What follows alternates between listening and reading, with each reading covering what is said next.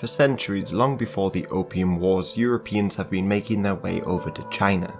There were of course some travellers like Marco Polo, which I'm sure you are aware of, but even before him there were the Radhanites. These were Jewish merchants who travelled the length of the Silk Road, setting off from Europe, sailing to Egypt, crossing overland to the Red Sea and onwards to China. And in fact there was a Jewish community living in Kaifeng until the 17th century. Christianity also made its way over to China in the Dark Ages, and their church, the Nestorian Church, was one of the first to split from Rome. However, trapped behind Islamic empires, it began to fade away. And one other notable case of early exploration of China came in the 6th century, when Byzantine monks looking to end the Chinese monopoly of silk travelled to China to steal silkworm eggs. But throughout medieval times it was largely the Muslims who dominated trade between East and West, and there were large populations of Persians and Arabs living within China. So large in fact that in the 9th century they began to be blamed for the country's ills, and the Chinese massacred them. Numbers are disputed, but it was probably over 100,000 Muslims that were killed in Guangzhou in 878. Then the Mongols invaded China and welcomed the traders back, but once again tensions boiled over, and they were massacred again after the Isba Rebellion in 1357.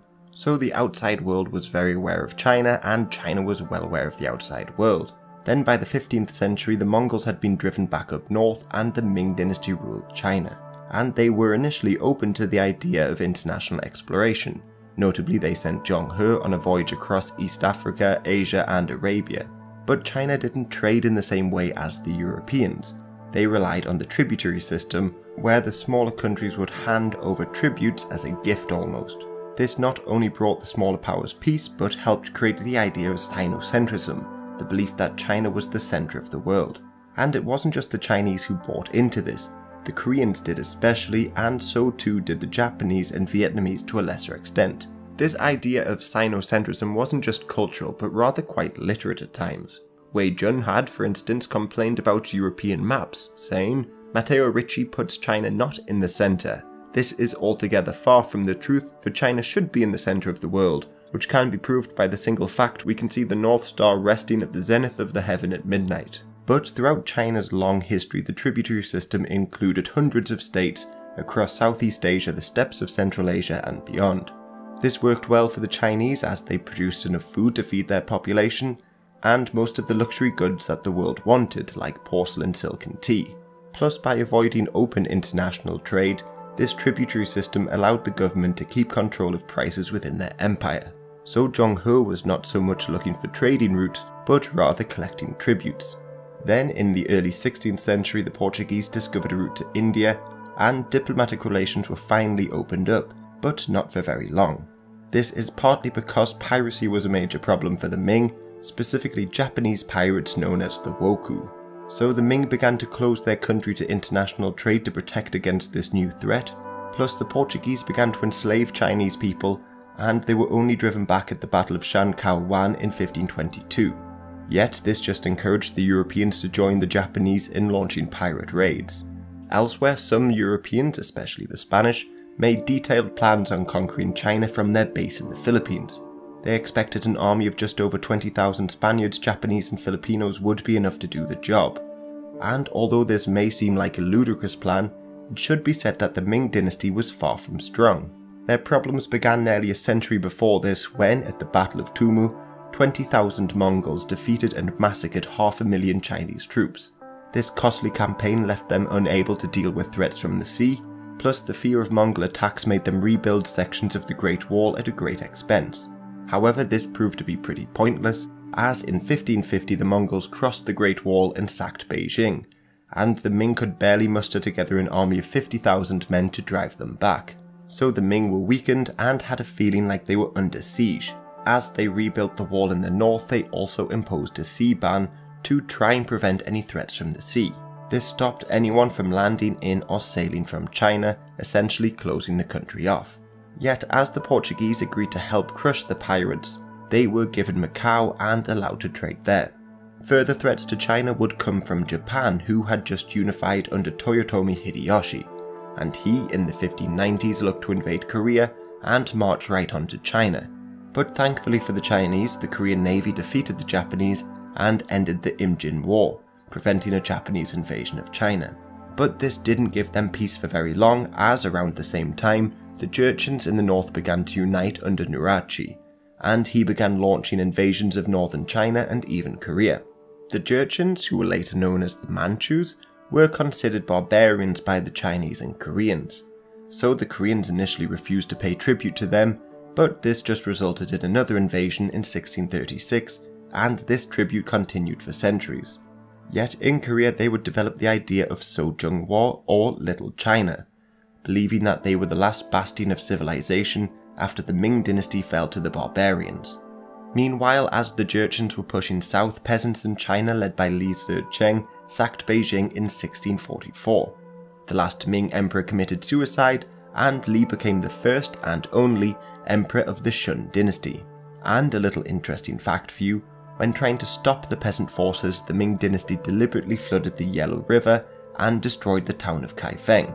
And this is believed to have ended the Jewish community in China, as no real traces exist of them afterwards.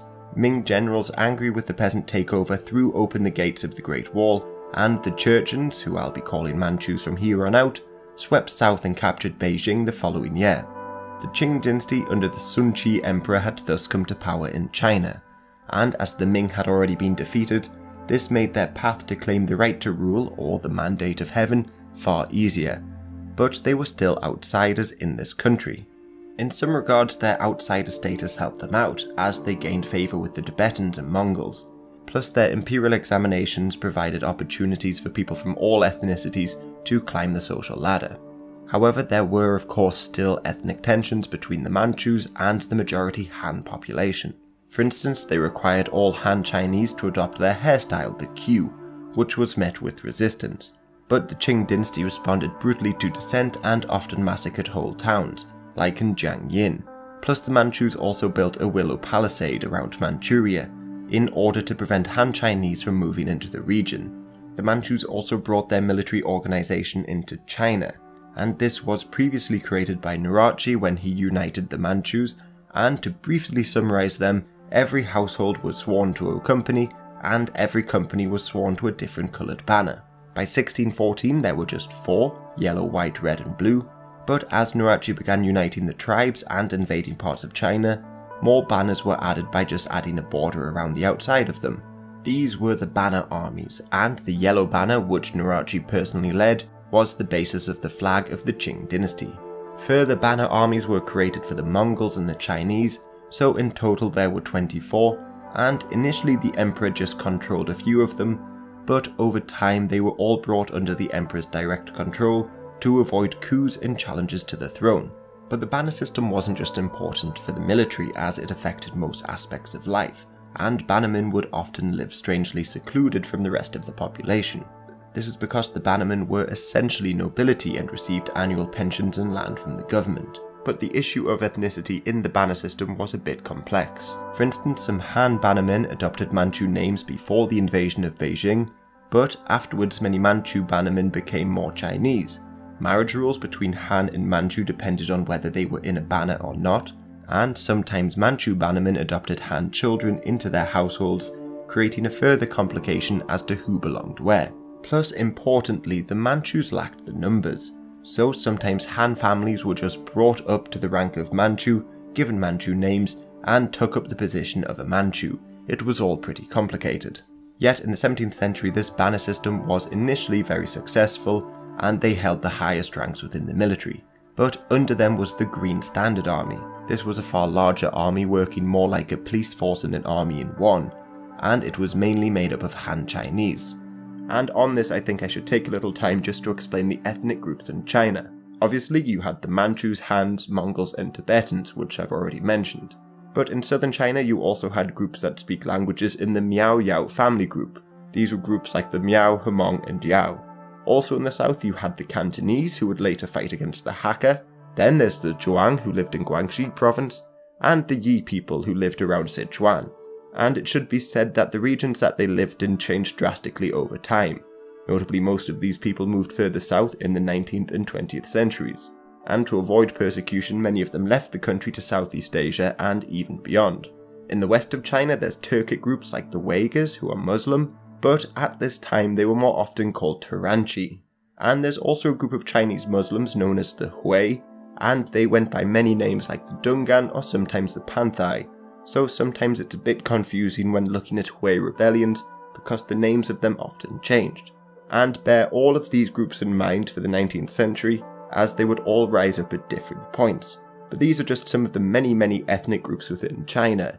Many of them are just branches of a larger ethnic group. For instance, there are the Tanka people, who traditionally live on boats around the southern coast, and they were and still are seen as social outcasts, and can be compared to the travelling community in Europe.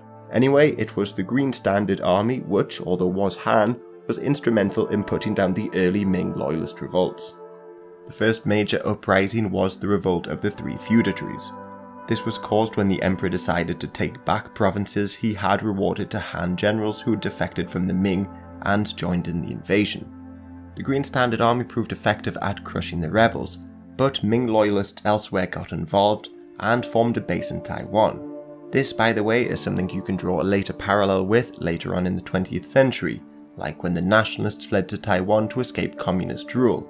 So here you had Ming loyalists escaping to Taiwan to escape Qing rule.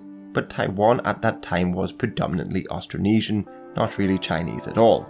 And before this, the first major nation to settle there were the Dutch, who arrived in the early 1620s. So the Ming loyalists had to drive the Dutch out. However, unlike the nationalists later on, the Ming loyalists did not find security on the island, as the Qing dynasty sailed to Taiwan to mop up the rebellion, thus bringing Taiwan into their empire. Then the Sun Chi Emperor died in 1661, and was replaced by the Kangxi Emperor, and under his 61-year rule the Qing dynasty experienced a great deal of growth. They drove back Russian incursions in the north and brought Mongolia into their empire. They continued to fight with the Dzungars in the west for many decades, but when the Dzungars invaded Tibet, the Chinese also invaded Tibet, thus turning it into a protectorate and later bringing it into their empire. However, the Qing dynasty not only maintained the isolationist policy of the Ming, but stepped it up a gear out of fear of Ming loyalists. This is because the Ming had been pushed further south and off the mainland, so the Qing banned anyone from living on coastal areas in certain provinces. So for a couple of decades nobody could live within around 25 kilometers of the coast, and this, the Great Clearance, of course restricted international trade and smuggling, while also turning some former trading hubs into wastelands. But the Europeans were allowed in China. They were after all present in the imperial court, running the observatory and helping provide artillery for campaigns. In exchange they were allowed to practice Christianity in China and lead their missions, while over in Japan they had already been banned. But this all changed in the early 18th century because Pope Clement XI refused to allow Chinese Christians to continue practicing Confucian rites. So the Kangxi Emperor, while saying that the Westerners were petty, responded by banning Europeans from preaching in China. This essentially closed China for good, but their quest for further expansion was not over. Kangxi's successor, the Yongzheng Emperor, continued the wars against the Dzungars in the west, but these proved incredibly costly, and by the end of his reign in 1735, half of the treasury had been spent on the military. The Yongzheng Emperor, by the way, could be described as an early cosplayer, dressing up as the Dalai Lama, a Persian, a European fighting a tiger, and a host of other things. His successor, the Qianlong Emperor, ruled from 1735 until 1796. He finally crushed the Koshut Mongols and then launched the 10 Great Campaigns, the first of which finally conquered the Dzungars, and this ended with a genocide which often goes unmentioned, for during the pacification of the region, around 450,000 people, or around 80% of the population, was eliminated. Otherwise, Nepal attacked Tibet and forced the Tibetans to pay tribute. So the Chinese counterattacked and forced Nepal to once again pay tribute to the Qing Empire. So in these two examples the Qing were successful, but their military prowess was tested elsewhere. For instance, their numerous attempts to take Burma were driven back, so too was their invasion of Vietnam, and the remaining campaigns were largely fought against rebels, showing that long before the humiliation of the 19th century, China was facing a number of problems. Some of these were ethnic tensions like the Miao Rebellion of 1735, which centered around Guizhou, and the Tibetan Revolt of 1750. There were also religious uprisings during this time, notably Sufi sects in Xinjiang and Gansu, and these Muslim revolts would often brew up until the 20th century. Plus there were secret societies which were a powerful force in China for centuries. For instance, there was the Tian Di Hui, which formed in Fujian but moved around the country gaining supporters and occasionally robbing people to fund their revolutionary activities. While they, in the 1780s, rose up in Taiwan under Li Shengwen.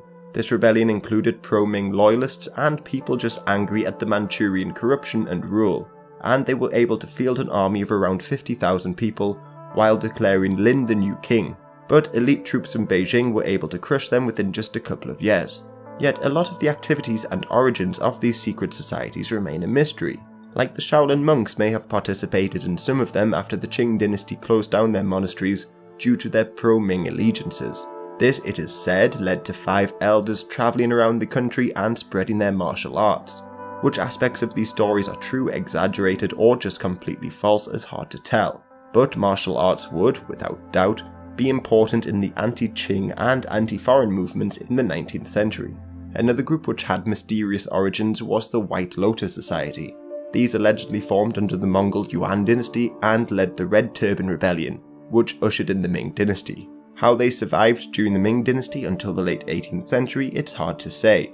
But in the 1770s, Wang Lung, a martial artist, began teaching people in Shandong. He taught them how to fast for long periods of time, how to meditate, and about the coming of Maitreya.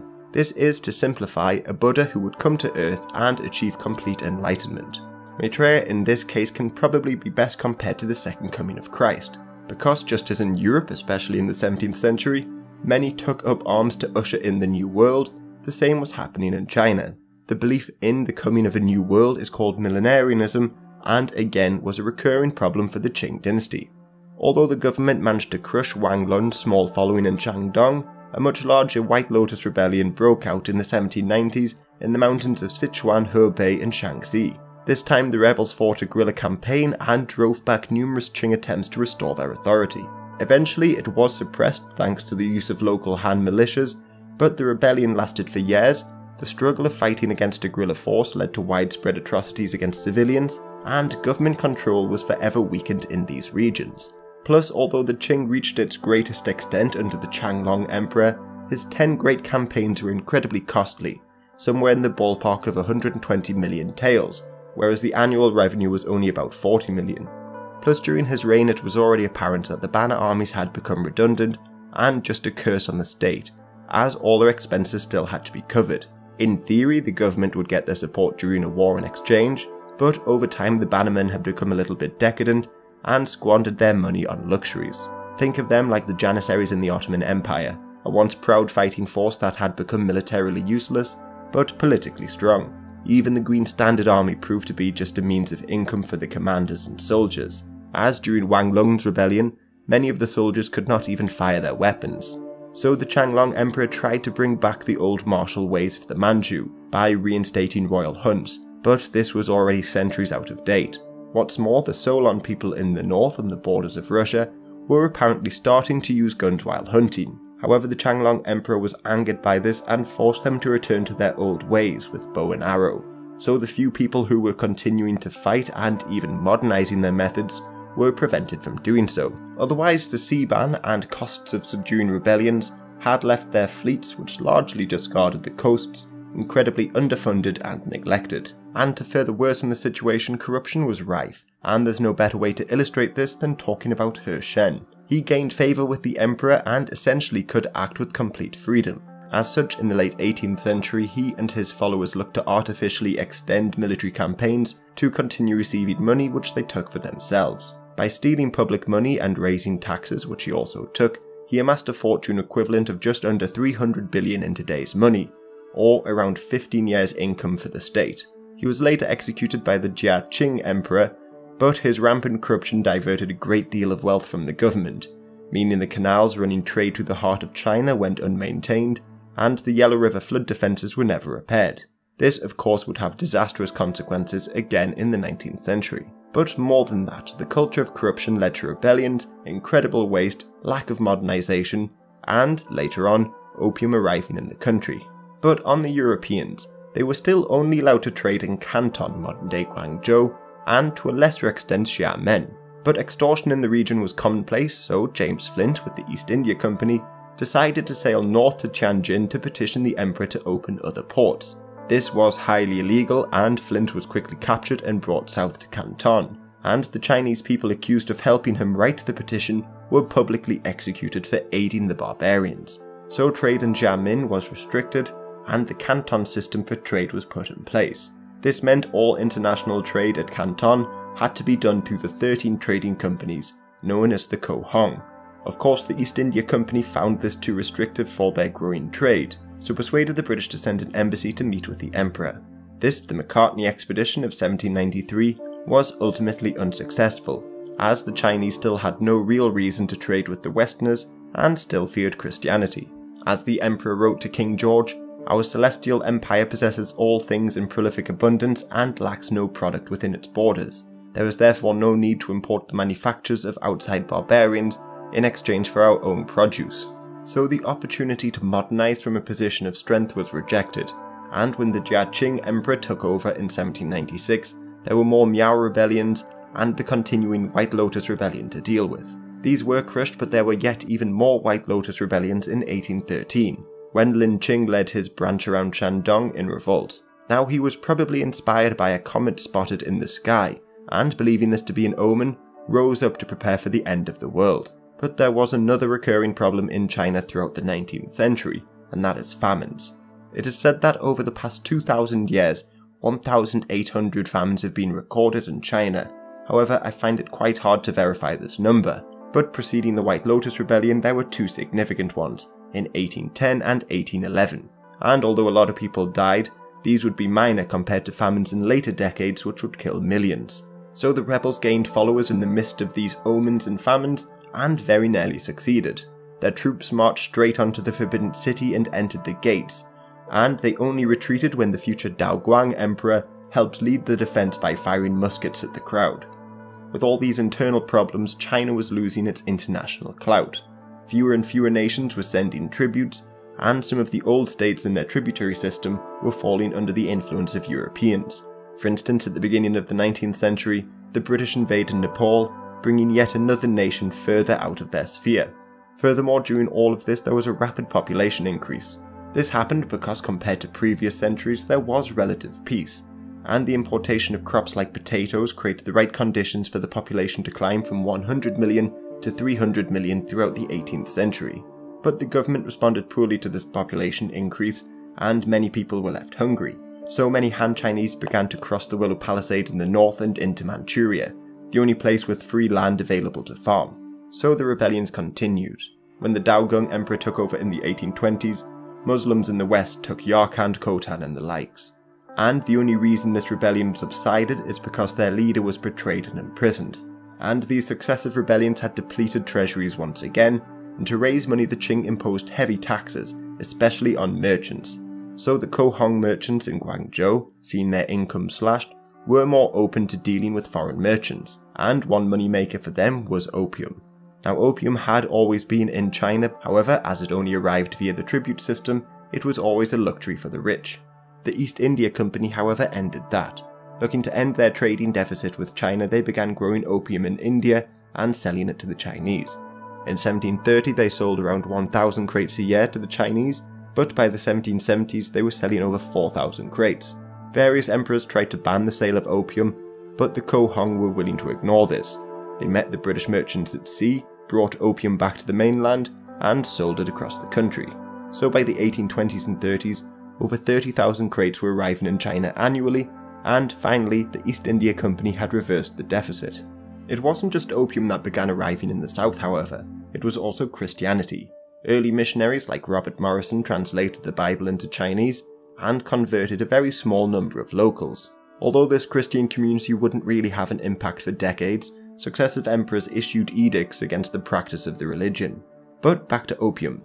The emperor sent Lin Zexu to end the opium trade, and he began seizing stockpiles and destroying them in 1839. Many British people did not particularly defend the sale of opium, and in Parliament many spoke against the trade. But the British had recently underwent a great shift in mindset when it came to international trade. Spurred on by the writings of Adam Smith and political events like the repeal of the Corn Laws, Britain wanted to trade freely around the world. So the destruction of opium and following skirmishes persuaded the British to get involved, and the First Opium War broke out. On paper, China could have fielded around 800,000 men, with around 200,000 of them carrying some form of firearm. But more often than not, governors had taken money to train and equip an army on paper, but in reality this didn't occur and they took the money for themselves. So it was probably more likely they had around 100,000 men ready to fight. The few soldiers they did actually have were far from battle ready, and it would take months for them to mobilise from the far-flung reaches of the Empire and be deployed to the battlefield. The British, on the other hand, fielded around 5,000 soldiers and around 7,000 marines and sailors. In theory, this would still make them fiercely outmanned, but if you look at various battles fought, the odds weren't stacked so much against them. For instance, at Chin Hai, a couple thousand veteran British soldiers, backed up with Royal Navy cannon fire, defeated around 8,000 Chinese. So they were still outnumbered, but not as much as what you would expect. The Chinese also placed command of their troops in the hands of some pretty inept generals. They were of course given their titles because of their bloodlines, not skill, but more than that, China hadn't really fought an international war in decades, and of course never a modern war, so they just didn't have the experience. There was also a fear that if they failed, they would be put to death, and this resulted in a more cautious approach to war. Often various leaders would refuse to fight or aid their fellow leaders elsewhere, as it was far safer to keep to yourself and preserve your life. A lot of them, however, were a bit cowardly and a bit corrupt. Take the example of Yi Shan. He was tasked with fighting the British in Guangdong, but he distrusted the local Cantonese people. Instead, he recruited soldiers from Fujian and beyond, further delaying any real action he could take, and in the meantime he just spent his days dining and partying with other officers. He tried to launch a sneak attack on the British in Guangzhou in May 1841, but when this failed he retreated back into the city and refused to fight them from there on out. He would, however, still send reports to the Emperor that all was going well, and the British could easily be defeated. While inside the city, the poor logistics in the army resulted in militias fighting over supplies, and he surrendered to the British shortly afterwards, signing the Treaty of Guangzhou that same month. And he wasn't the only general who made peace with the British without authorization from the Emperor. Qi Shan, for instance, had done the same back in January that year. To put this in some form of context, imagine if during World War II, British generals in Africa made peace with the Germans, handing Egypt over to them without informing Churchill. Or on D-Day, just 1/10 of the promised men had actually turned up to fight. Some of the generals refused to take part, supplies were fought over on a first-come first-served basis, and after the first casualties, they made peace with the Germans again. It would, of course, have been a nightmare to actually win that war, and it was the same for the Chinese. What's more, inside the court there was a feeling of almost indestructibility. They, after all, still saw China as the centre of the world, and they looked at the British as rebels, not seeing them as a foreign power. For instance, Lin Shui wrote in his diary, "I hear that the English rebel ships have already forced their way to the fort at Liute." And of course, most importantly, the British Navy was far better equipped than anything the Qing could throw at them. The Chinese had, after all, spent little on their navy after dealing with so many rebellions, and instead relied on their coastal forts to defend them. Plus, what will again be a problem throughout the 19th century, their navy was divided by region. There were a few in total, like at Fujian and Guangdong. This meant they were not only underfunded, but also uncoordinated, and once again many leaders would seek to preserve their own fleet rather than help the other fleets. So the British had an easy job concentrating their force and picking off small navies and attacking relatively undermanned forts and defences.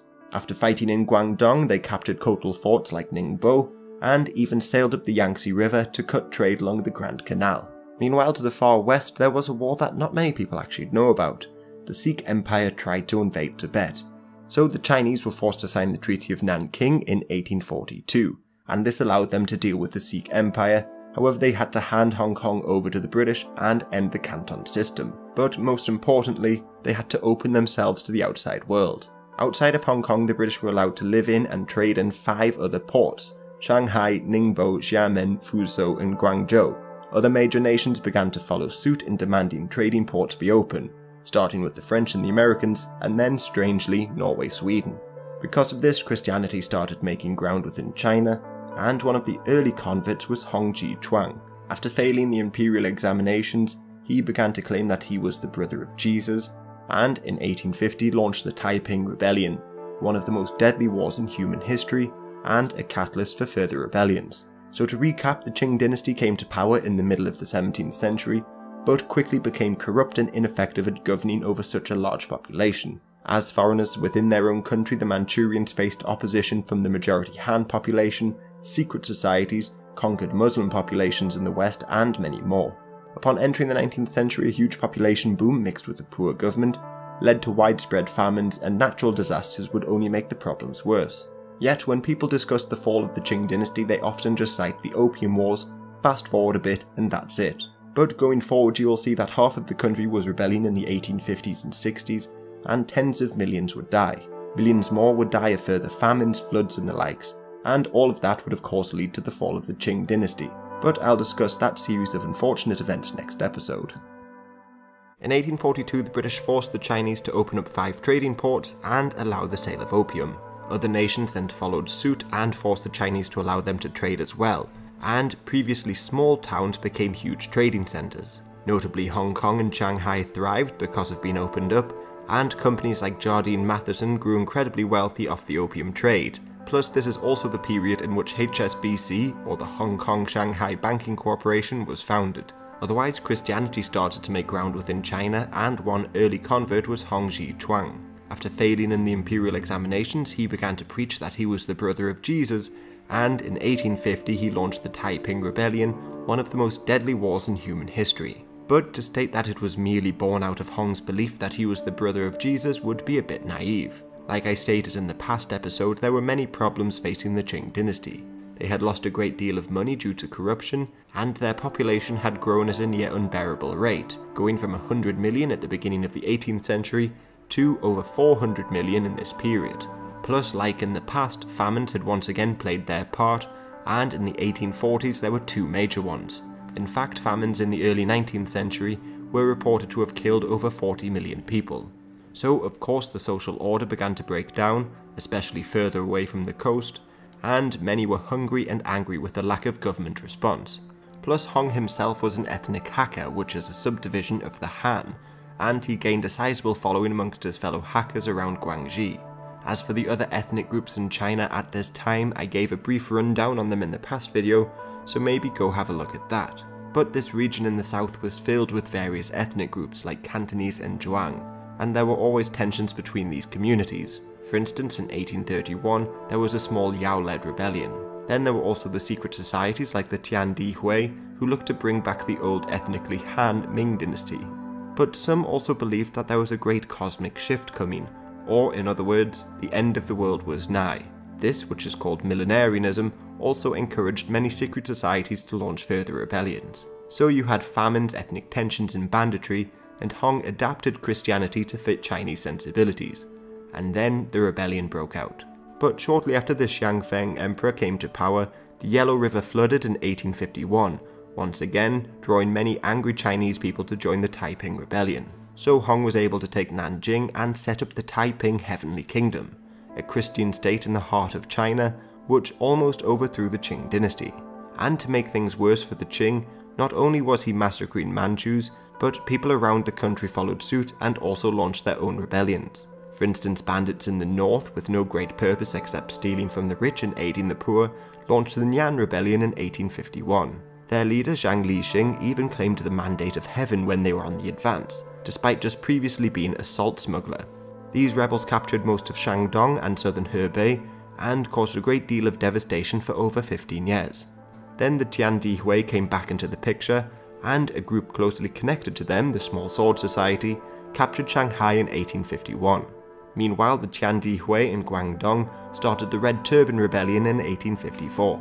Although this was suppressed a couple years later, it caused ethnic clashes between the Hakka, who helped the imperial forces, and the Cantonese. In the end, this ethnic clan war, which lasted for around 10 years, killed close to 1 million people.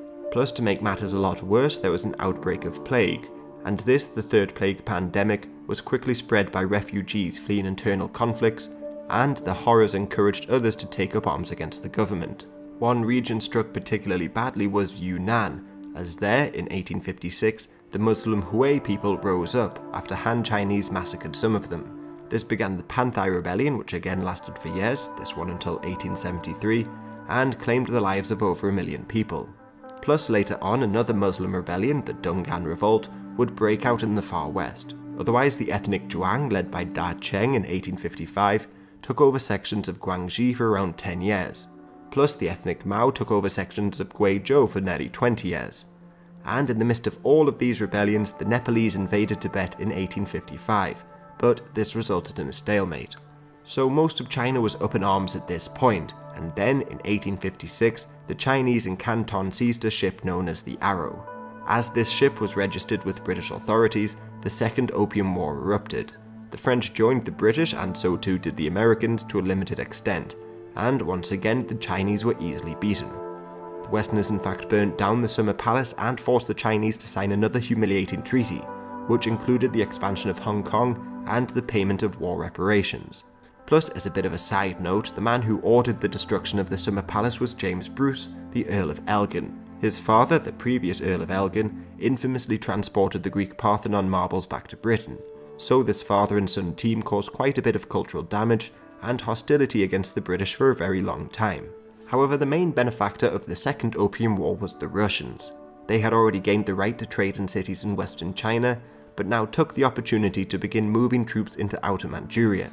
Then, threatening war on a second front, they forced the Qing dynasty to cede half of their ancestral homeland by 1860, allowing them to build the port of Vladivostok on the Pacific coast. Plus, the borders in the west were redrawn, with Russia taking the area around Lake Zhejiang, and the Russians would continue south through Central Asia, taking a lot of former Chinese tribute states away from Chinese influence. Shortly after this, the Xiangfen Emperor died, and he left 8 regents to aid his young son, the Tongji Emperor, in dealing with the ongoing rebellions. But the former emperor had 2 Empress Dowagers, Cixi and Xian, and they united with his half-brother Prince Gong and launched a palace coup. This Xinyo coup not only put the Empress Dowager Cixi in a position of power which she would keep for the following decades, but through Prince Gong, China began to look to make some serious reforms. One of the first actions of this self-strengthening movement was the formation of modern armies. Although they had just been defeated by the British and French, they hired some Europeans to help train and modernize their army and navy. These included Frederick Townsend Ward, Leon Zverney, and Charles George Gordon. Gordon, by the way, would later gain fame in Sudan, where he was killed by Mahdists when defending Khartoum. The first of these armies were the ever-victorious army, the Xiang Army, and the Peking Field Force. All of these included tens of thousands of men armed with Russian and French weapons, while being trained by the British. The ever-victorious army, however, didn't last very long, as Gordon's strict discipline led to many soldiers deserting. The Xiang Army would also later disband, but the Huai Army emerged in its place, and it survived until the end of the century.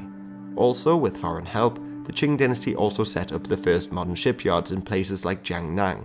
So these reforms to the military during the self-strengthening movement succeeded in quelling the rebellions. But by now, after so many rebellions, the central government had essentially lost control over many of their provinces. And with this loss of control, banditry increased not only in China, but also in other nations as rebels fled the country. Many of these bandits and refugees fled to Vietnam and Laos, where they established their own armies like the Black Flag Army, captured land, and took over trade in the area. The Siamese led a number of unsuccessful campaigns against these Chinese bandits during the Hoa Wars, while in Vietnam, they would actually come across the French. This is because the French had just taken over the south of Vietnam, but I'll get to this clash between Chinese bandits and the French in a little bit. Back in China, this self-strengthening movement occurred around the same time as the Meiji Restoration in Japan, but of course, both had very different results. The Japanese became a colonial power within just a few decades, whereas the Chinese continued to decline, and there's a few reasons as to why this was. Japanese modernization was greatly accelerated thanks to the Zaibatsu, 4 huge companies, Sumitomo, Mitsui, Mitsubishi, and Yasuda. A couple of these existed before the Meiji Restoration, showing that Japan did have the infrastructure in place to adopt capitalist reforms. Plus, they also had an early form of stock market in the Kyoto rice brokers. This, the Qing dynasty completely lacked. Plus, during the Meiji Restoration in Japan, the emperor's forces ousted the ruling shogun and his samurai allies. This removed the conservatives from power within the court and paved the way for reforms without any major opposition. In China, however, modernization came from the ruling emperor and only sought to maintain the status quo. so the few reforms that were done somewhat reluctantly and disingenuously. For instance, sweeping economic reforms that would upset the status quo was met with a great deal of opposition.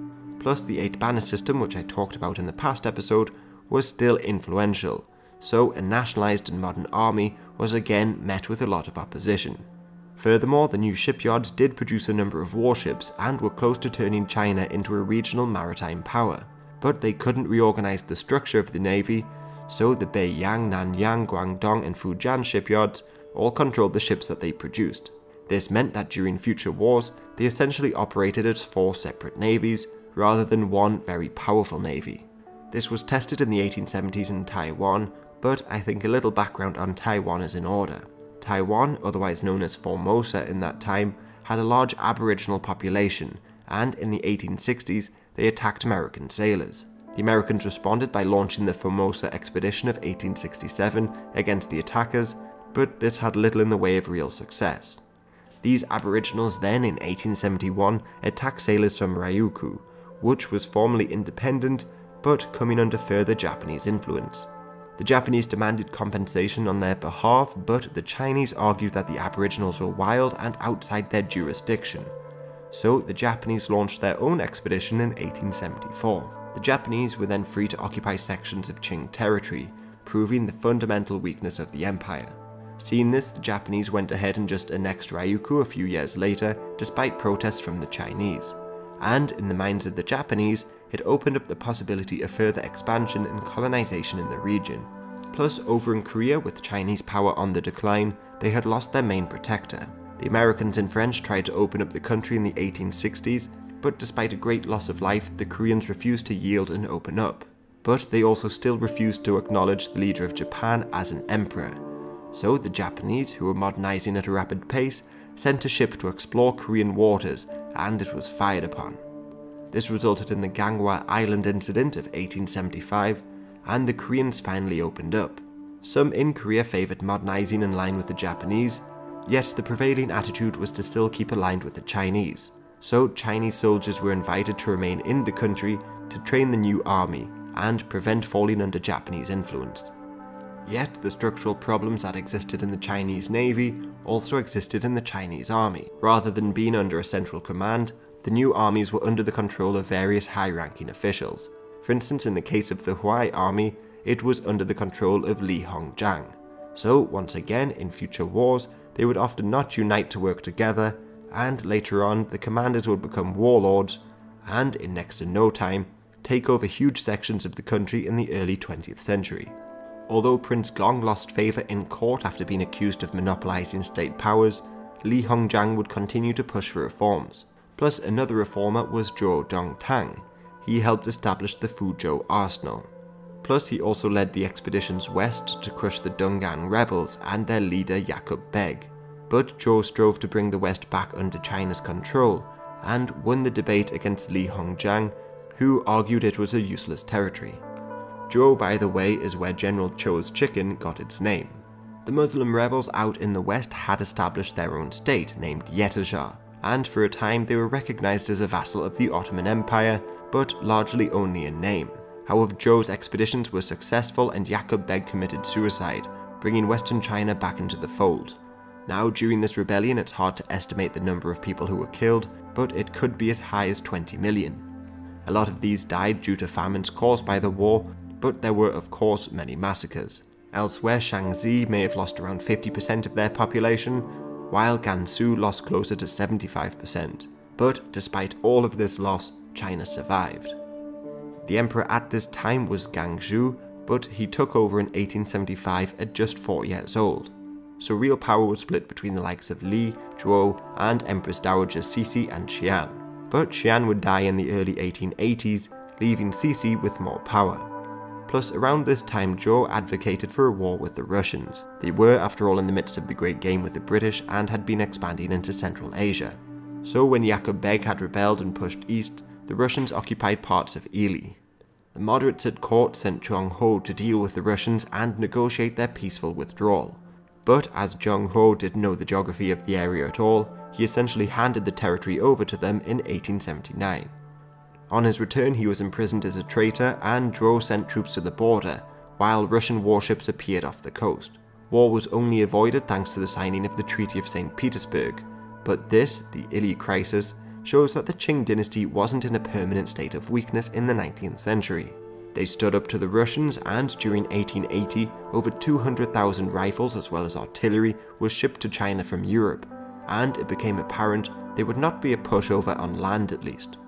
The Russians agreed to hand over territory because they were facing their own political upheaval and debt after their war with Turkey. But this whole crisis brought about mixed feelings in the West.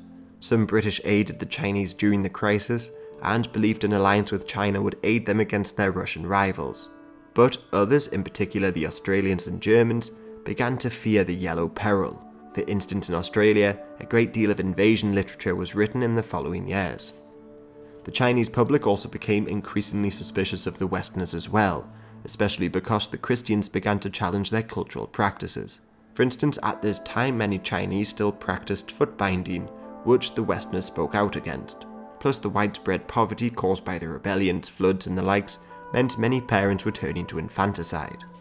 Many Westerners spoke of how Chinese parents would drown their young girls in particular, but you could also find many abandoned children by the side of the road, or left in towers that were built specifically for that purpose. Some estimated that up to a third of all girls born in some region were killed shortly after birth. So the French missionaries set up the Association of the Holy Childhood to take in, baptize, and teach the abandoned children. This practice of infanticide would become a lot worse during the 1870s when a famine struck northern China. During this famine, it is estimated that around 10 million people died and conditions became desperate. There were also reports of husbands selling their wives, mass infanticide, and the likes. But as missionaries worked with the poor, rumours of them buying children and killing them began to circulate. So back in 1870, locals in Tianjin gathered and massacred 60 missionaries, priests, nuns, and converts. This wasn't the first anti-missionary riot. For instance, 2 years earlier in Yangzhou, similar rumours spread, claiming that British missionaries were making medicine out of the babies, and a riot broke out, spurred on by the local aristocracy. These rumours and anti-missionary riots would continue to grow over the decades and become more important.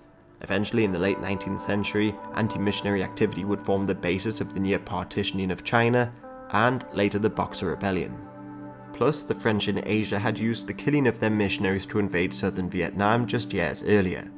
But the Chinese agreed to pay compensation and arrest the leaders of the riots, preventing any European intervention at this moment. Yet in Vietnam, the French continued to expand. In 1881, after a dispute between businessmen, the French captured the citadel in Hanoi and threatened to annex the entire nation. So the Vietnamese Emperor Tu Duc called on the Chinese bandits, the Black Flag Army, for assistance. China also sent troops south, and the French feared a large-scale war, so both agreed to split the country in two spheres of influence. But in 1883, Jules Ferry became Prime Minister of France, and after humiliation in the Franco-Prussian War, he hoped to rebuild his country through colonies. An expeditionary corps was sent to Asia to defeat the Black Flag Army and march against the Chinese, who still remained in Vietnam.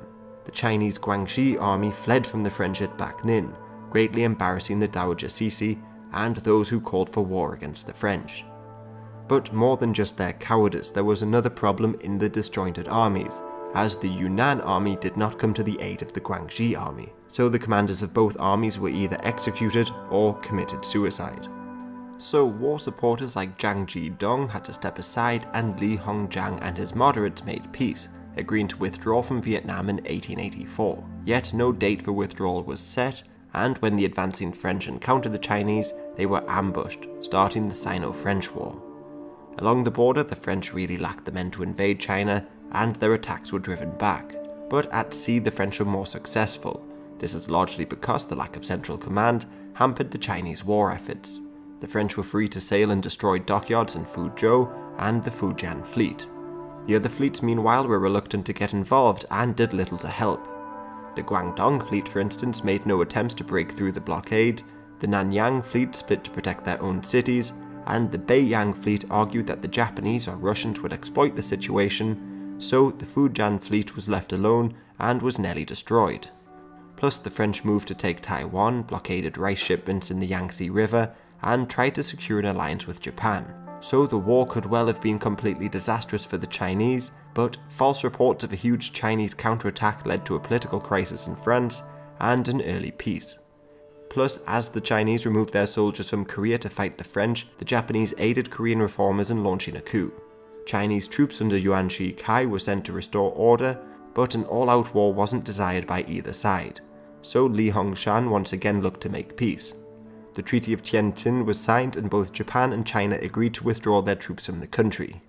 However, in the court of China, Empress Dowager Cixi began to take over more control. In 1885 she downgraded Prince Gong to just an advisor, and filled the Grand Council with easily manipulated people like Prince Chun.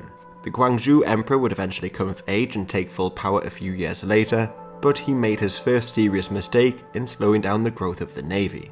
Cixi had done a lot to try and modernise the navy in particular, yet by 1889 this came to a standstill. Otherwise, for the most part, rebellions had subsided and there were no large-scale famines. But a peasant rebellion in Korea changed all that. This rebellion, the Donghak Rebellion, began as a result of high taxes and unpaid soldiers. The Chinese sent troops to help subdue it, but the Japanese argued that this was breaking their past treaties. Yet tensions had been escalating for some time, and Japan was already looking to expand. The German staff who had been employed to train the Chinese troops predicted that the Japanese would be crushed by the might of the Chinese, yet this was not to be.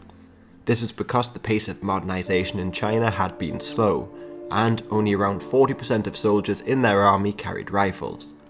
The rest of them brought things like old muskets, spears, swords, and even pikes into battle. Plus, there was very little in the way that could be described as modern tactics, and opium was also a particular problem in the ranks. To further exemplify this, there were allegedly soldiers who dressed as tigers while trying to intimidate the enemy with their ferocity. But the wife of a Western merchant, Mrs. Little, didn't believe that they existed at all. She said, "I was told that the tigers were not really soldiers at all, but that some officers drew pay for them as if they existed. And then when the general came to inspect, all the beggars and riffraff of the city put on the tiger uniform over their rags. Turned out in so disorderly a condition that even the officers were afraid of them." So here, either way, you can see a great problem with China. Either this shows you that corruption was incredibly rife and they had no real armies to speak of, or they were still using a ludicrously outdated military unit. Plus, previously, to limit the number of people immigrating to Manchuria, railway lines were not constructed. This severely limited the amount of supplies that could be sent to Korea by land. So, as the Japanese began sending troops to fight the Chinese in Korea, they had to supply their own troops by sea, but the Japanese Navy defeated them at Pungdo. A greater defeat came at Yalu River, where the Beiyang fleet met a relatively equal Japanese fleet, but due to poor planning, lack of communication and the likes, they were crushed. Their German ships were taken by the Japanese, and for the next half a century or more, Japan gained dominance of the sea in Asia, and China's decades of modernization were completely undone. Japan was then free to march into Manchuria, while they took Dalian, Weihai and Taiwan. Meanwhile, further Muslim rebellions in the west broke out, and the Chinese had to create a new army to deal with that, the Kansu Braves. They were successful, yet some of their commanders belonged to the Ma family, and they would become powerful warlords in later decades, who controlled the west of China in the early 20th century. So China was forced to make peace with the Japanese in 1895, and the Japanese were given control of Dalian and Taiwan. Yet the locals in Taiwan were unwilling to see the island fall into Japanese hands, so declared themselves to be a republic. The new president of Taiwan, Tang Jingsong, persuaded the leader of the Black Flag Bandit Army, Liu Yongfu, to serve in his army and resist the Japanese. But this was unsuccessful and the republic fell. Otherwise, Korea was now firmly under Japanese influence and would be later annexed by them. But the Japanese were unsuccessful in actually taking Dalian because of the Western powers, specifically the Russians. They wanted a warm water port in the east for themselves and feared Japanese encroachment. Meanwhile, the German Kaiser Wilhelm feared any sort of Asian power and is credited with coining the term Yellow Peril. So he united with the Russians and the Russians united with their French allies, and together they pressured the Japanese into renouncing their claim on Dalian. As for the Chinese, they were severely humiliated. Japan had been seen as a lesser state for centuries, but now they had crushed them in a war, taken land and massacred many of their people. And after that war, there was a bit of a mad rush for concessions, and China seemed poised to be divided up like Africa was. However, for now you can see that after the Opium Wars, the Chinese weren't necessarily doomed to suffer from a century of humiliation, as it's been called by later historians. They were able to threaten the Russians on land and hold back the French during the Sino-French War, and at some points people even suspected that they would become the dominant power in Asia and not the Japanese, and it's not very hard to see why. They of course had the larger population and had created a larger navy. But institutional problems always meant they were on the losing end of wars, and as we enter the 20th century, anti-foreign sentiment led to further rebellions, lack of reforms led to further dissent, and a lack of central command led to the warlord period. But we'll look at the scramble for China, the dissolution of the Qing dynasty, and the warlord period in the next episode. In the 19th century, China was defeated by the British, endured a number of rebellions, suffered from famines and floods, and then were defeated by the Japanese. During it all, millions of people died, and the country became weaker and weaker. At the end of the First Sino-Japanese War in 1895, Japan took Taiwan, released Korea from Chinese influence only to later annex it themselves, plus the Japanese were also set to take Port Arthur in Manchuria. But the Russians, Germans and French intervened and forced them to hand Port Arthur back. But the Russians didn't do this out of kindness, they wanted it for themselves, and got support from their French ally in pressuring Japan to hand it over.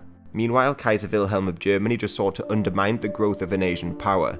And in fact, Wilhelm had been a little bit obsessed with the growth of any Asian nation, and is credited with coining the term Yellow Peril. So these three nations formed the Triple Intervention, and they were strong enough to force the Japanese to relinquish territory in 1895, and this ultimately humiliated them. This was especially bad as the Japanese then had to watch, as the Europeans began to claim Chinese territories. There was a rush for territory beginning in 1897, when, in Shandong, German missionaries were killed in the Juyi incident. The Germans had for a while had their eyes on Shandong, and just a year earlier, Admiral Alfred von Tirpitz had declared that it would be a good location for a future naval base. So the Germans quickly sent warships to the area and seized Kiachao Bay. They then forced the Chinese to lease the port for 99 years, and essentially, all of Shandong fell into their sphere of influence, as they were given the right to build railway lines, mine for goods, and deploy troops as protection. This set off a chain reaction as foreign powers began to claim spheres of influence for themselves, similar in a way to the scramble for Africa, starting with Russia forcing China to hand over Port Arthur. Now China was forced into doing so because Russia had agreed to pay off the war indemnities to Japan as part of the Lee-Lobanov Treaty. This was debt trap diplomacy, and this is something that China has been accused of doing in recent years. After the Russians, the French took Guangzhou Wan, challenging British Hong Kong, while the British took Wei Highway to challenge the Germans and Russians in the north. Had things continued this way, it seemed that the Russians would be given a free hand in taking over Manchuria, Xinjiang and the likes. Britain would set up a sphere of influence in the middle of China, France could expand in the south, and Germany would take Shandong. Plus, Japan had been eyeing up Fuzhou, forcing China to sign an agreement, preventing any other nation from putting it in their sphere of influence. And, weirdly, even the Italians tried to claim Sanmun Bay in 1899, but this was the only nation who the Chinese denied. Thankfully for China, however, one man in particular changed all of this: John Hay, the Secretary of State in the USA. He sent diplomatic notes to the European powers, encouraging them to uphold the open door policy and not to break up China. This open door policy, by the way, just made sure that all nations were free to trade in China equally, and it seems that most nations just agreed with it. For instance, shortly afterwards, Britain and Germany signed the Yangtze Agreement, agreeing not to divide China up into spheres of influence. Meanwhile, the scramble for colonies, along with the humiliation of the war with Japan, demonstrated that China had to do something to completely revolutionize their military, society, and even government. The Guangzhou Emperor in particular saw that reforms were needed to be made, and he launched the 100 Days Reform. This would have seen changes to everything, but the military reforms were particularly important. Even though in the past they continued to introduce new training techniques and modern weapons, there was no central command, so separate armies and navies wouldn't coordinate during a war. For instance, even in 1895 they created the New Army under the command of Yuan Shikai, but like past armies, their loyalty was to Yuan, not the country at large. So of course these reforms had a lot of opponents, like Yuan Shikai, who would have lost some degree of power. But there was also Prince Yuan, who wanted to expel all foreigners, Ronglu, and the Empress Dowager Cixi. So to end the reforms, this group orchestrated a palace coup, and placed the Guangxu Emperor under house arrest. So now you had conservatives ruling China and foreign powers claiming further concessions, building churches, and generally encroaching on Chinese land. Plus, many Chinese people were of course unaware of the secret agreements being made that would maintain China's open door policy. So in Shandong, a new anti-foreign group emerged, the Fists of Harmony and Justice. Like secret organizations beforehand, like the Big Sword Society, they used martial arts to not only practice for war, but also entice people to join them. For instance, they would often demonstrate how they could survive gunshots, but it was probably more likely that there was not enough force in the shot to kill anyone. They also claimed to have magic powers, could even turn invisible at times, and cheat death.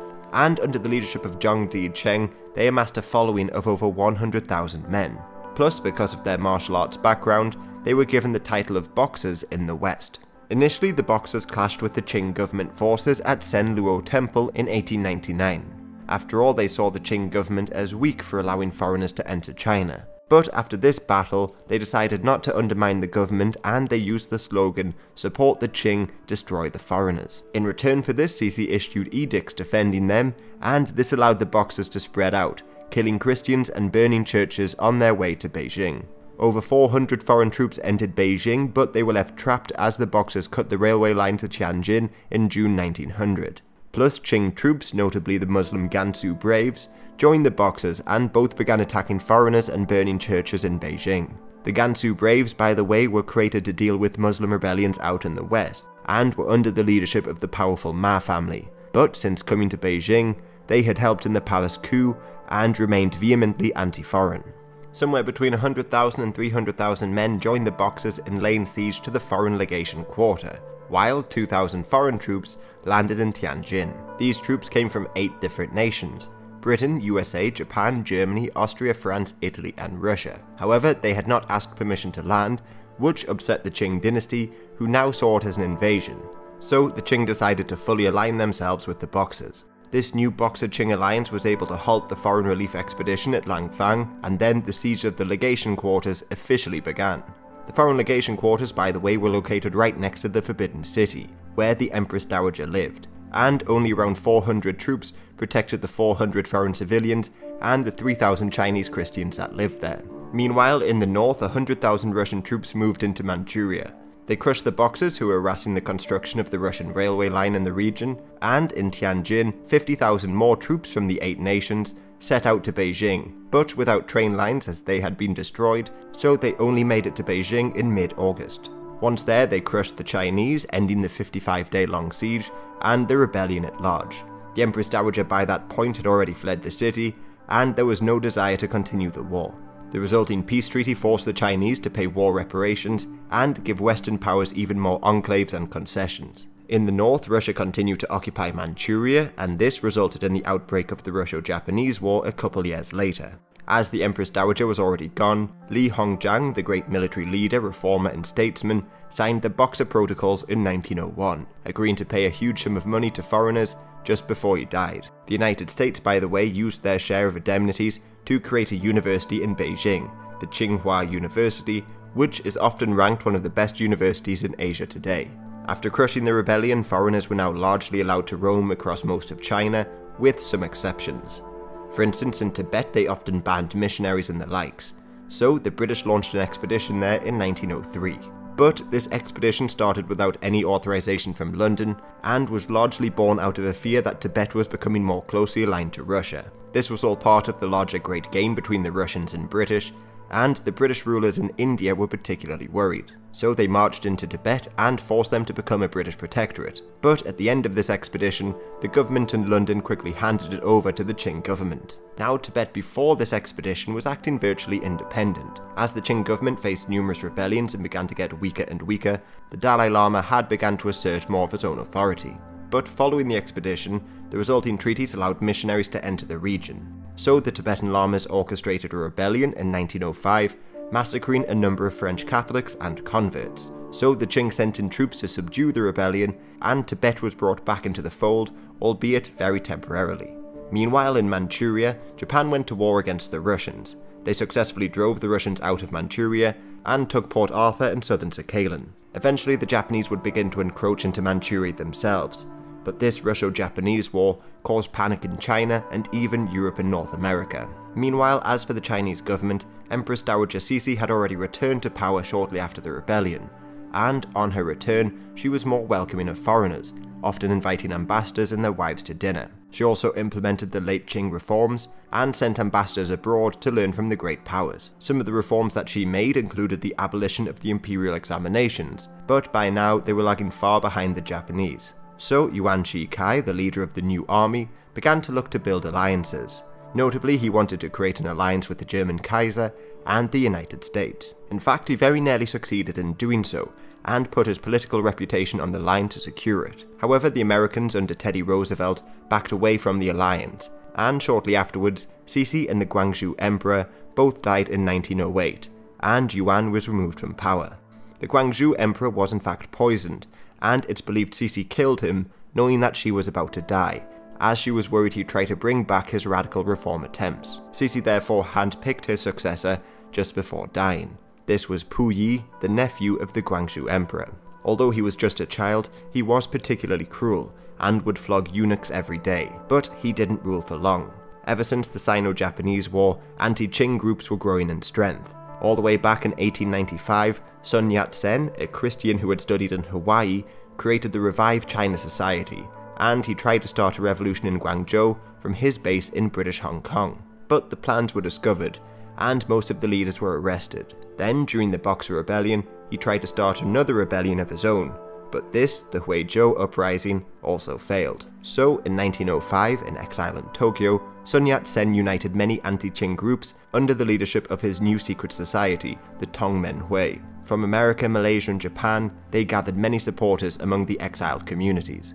Plus, many officers and soldiers also supported them, especially those in China's new army who wanted to modernize China and prevent any further foreign incursions. But they also got the backing of local gentry who felt disenfranchised by the Qing political system, and the new group of intellectuals who had studied abroad. But the Tongmenghui's first attempt to start a revolution in 1910 in Guangzhou also failed. Sun Yat-sen's republican ideals, however, were far from the most radical. After the Boxer Rebellion, the government began sending students abroad to study, and most of them went to Tokyo, but there was a sizable group who went to Paris. These students brought back ideas of socialism and even anarchism to China, and they laid the foundations of the Communist Party. For instance, the founders of the Communist Party like Chengdu Xiu went over to study in Tokyo, while one of the early anarchists, Li Shecheng, went to Paris and became radicalized. Li in fact opened up a soybean factory and used this as a way to finance other students travelling to Paris and learning more about anarchism and the likes. This eventually became the diligent work frugal study movement, and thousands of Chinese took up the opportunity to study abroad. Some of these people you may have even heard of, like Deng Xiaoping, the future leader of Communist China, Zhou Enlai, the first premier of the People's Republic, Li Fucheng, the vice premier, and Li Lishan, a member of China's Central Committee, and many, many more. Some may not be well known, but they were incredibly influential, like Zhu Teli, who became Mao's teacher, and Kai He-sen, a friend of Mao. Kai, by the way, also went on a visit to Moscow, and convinced Mao of the Bolshevik success, and that they were the best ally to have. But equally, Russian anarchism had just as large an impact on Chinese leaders as socialism did. For instance, there was Wang Jingwei, an early ally of Sun Yat-sen, and he formed the Chinese Assassination Corps, which, as you can guess, planned to assassinate the rulers of China in order to bring about reforms. This was inspired by Russia's People's Will group, who killed Tsar Alexander II, but you can also compare it to the well-known Black Hand group in Serbia, who assassinated Franz Ferdinand in 1914. Plus, Wang Jingwei, by the way, would later lead the Kuomintang, and then, later, the Japanese puppet state in China. The Chinese assassins didn't really have any success, but while tensions were boiling over in China, these groups began debating the best path for the country. Maybe a grassroots effort, educating the people, or a dictatorship of the people, leading them down the right path. Obviously, communism won out, but these early anarchists clearly inspired China's version of communism. Many of the communist leaders were initially followers of Peter Kropotkin, a Russian anarchist. He advocated for worker-run enterprises, free from a centralized government. This can be seen as similar, albeit bastardized, to the People's Commune set up in the CCP. Plus, the Cultural Revolution in the 20th century very much favoured a revolution from below, as no secret police enforced it, so it was very much led by the people, and one of their slogans was, "Doubt everything and overthrow everything." So at least a little bit inspired from the anarchist past. Anyway, back in China around 1910, many railway lines were being built in the country, largely by foreign companies. Initially, the Qing allowed local governments to build their own, but the rights to do so were soon sold off to the foreigners in order to make money and decrease building time. But when they sold the rights in Sichuan, this led to a large protest in August 1911, led by the Railway Protection Movement. Soldiers from nearby Wuhan were sent to help quell the protests, and the revolutionaries from the Literary Society and Progressive Association began to make preparations to take advantage of the situation. However, while making bombs, one went off, and police investigating the explosion found a list of all revolutionaries in the area. Many of these were in the army. So, fearing reprisals, the soldiers of the new army that had remained in Wuhan mutinied, seized the government building, and created the Hebei military government in early October. They also allegedly dragged army commander Li Yuanhong out of hiding from beneath his bed, and although initially hesitant, the revolutionary success encouraged him to join them. This seems to have happened across the country as soldiers saw this as a chance for change and to remove the Manchus from government. So telegrams were then dispatched to fellow revolutionaries who simultaneously rose up. In a couple months, the Tongmenghui and their allies took over cities like Shanghai, Changsha and Xi'an, and also a lot of provinces like Guangxi, Guangdong, Shandong and Sichuan, many of which declared their independence. Also to the north in Mongolia, the Qing government had introduced policies which encouraged Han migration to the area, and this, along with heavy taxes, encouraged the nobles to demand their independence. So they too had exploited the situation, and under the Bogd Khan, the leader of the Mongolian Buddhists, they declared independence without much opposition. But Mongolia was divided as the Russians sent troops into Tuva, and in Inner Mongolia, they had a larger Han population and chose to remain under Chinese rule. Tibet too would also look to break free from the Chinese, and ever since the British expedition, Chinese officials had returned to administer the region, but the 13th Dalai Lama kicked them all out, meaning it too had essentially become independent. But in the far west, Xinjiang remained under Chinese control, thanks to Ma Anliang. He was a Muslim but had previously helped the Qing crush the Dungan Rebellion in 1895, and he was a particularly brutal leader, often massacring his fellow Muslims in defense of the dynasty. But his tactics worked, as he managed to stop the rebels pushing west, and he kept control of Xinjiang. With most of the country once again rebelling, the government was being ran by Yi Kuan, as the Puyi Emperor was just a toddler at the time. Yi Kuan held the newly created title of Prime Minister, and he had some success in dealing with the rebels. For instance, he sent Yuan Shikai and his Beiyang army to deal with the rebels, and they were able to defeat them in Wuhan. But Yi Kuan stepped down in early November, and Yuan Shikai became the new Prime Minister, just before Nanjing fell to the rebels in early December. Now in control of most of the country, the rebels looked for a new leader, and just then, Sun Yat-sen arrived in Nanjing, won the election, and was made president of the new Provisional Republic of China. Sun Yat-sen introduced a number of new ideas, like the Zhongshan suit. This was aimed to go against both the Manchu and foreign forms of dress, and it would later be adopted by the communists later on. But Sun Yat-sen still lacked the military to challenge Yuan Shikai's Beiyang army, and was fearful that a prolonged civil war would encourage further foreign encroachment. So in early 1912, with the help of foreign powers, the two sides entered peace negotiations. Sun Yat-sen agreed to hand over control of southern China to Yuan, but Yuan had to force Puyi to abdicate and set up a republic. The Tongmenghui would form the nucleus of what would become the Kuomintang, and when the first democratic elections took place, the Kuomintang under Song Jiaoren defeated the likes of Li Yuanhong. The KMT therefore controlled both of the new houses of government, and Song tried to limit the powers of President Yuan Shikai. But Song was soon assassinated. Although it was never proven that Yuan orchestrated the assassination, it's widely believed he did so. The KMT then began to be persecuted, so Sun Yat-sen fled again to Japan and called for a second revolution. However, this was a complete failure. Before they had time to really even begin, Yuan and his new Prime Minister Zhuan Qiri had completely crushed them. In the wake of his success, Yuan dissolved parliament in early 1914 and gave himself unlimited powers. Many of his chief supporters were then given provinces to rule over as military governors, which lay the foundation of the warlord period in the coming years. But almost as soon as this was over, World War I erupted. By this point, the Japanese had already fully annexed Korea back in 1910, and now they moved to take German-controlled Qingdao.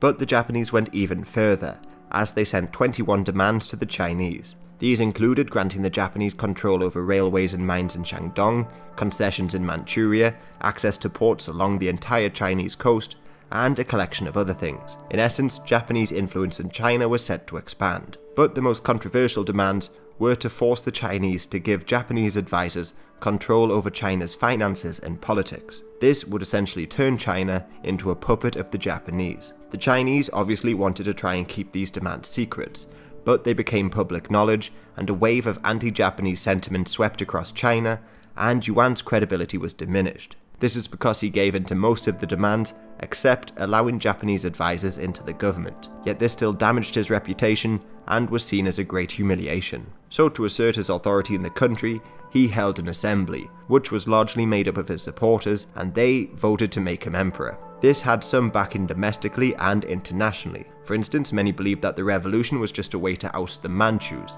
and now, under a Han emperor, the realm should stabilize and thrive. Internationally, the Japanese in particular were happy to see Yuan become emperor, as he had already worked with them before, and the British hoped for a stable China to encourage trade, so they set up a group of international bankers and began to loan him money. Yuan Shikai therefore became the Hongshan Emperor in 1916, but this was met with huge protests across the country. Sensing the tide turn against him, many of his old supporters like Zhuang Qirai and Xu Shichang resigned. These two men in particular would go on to create their own political factions, while in Yunnan, the military governor Cai Yi rebelled. This began the National Protection War, as the governors of Guizhou and Guangxi followed suit. Yuan then gave up his crown after just under 90 days, and he died shortly afterwards.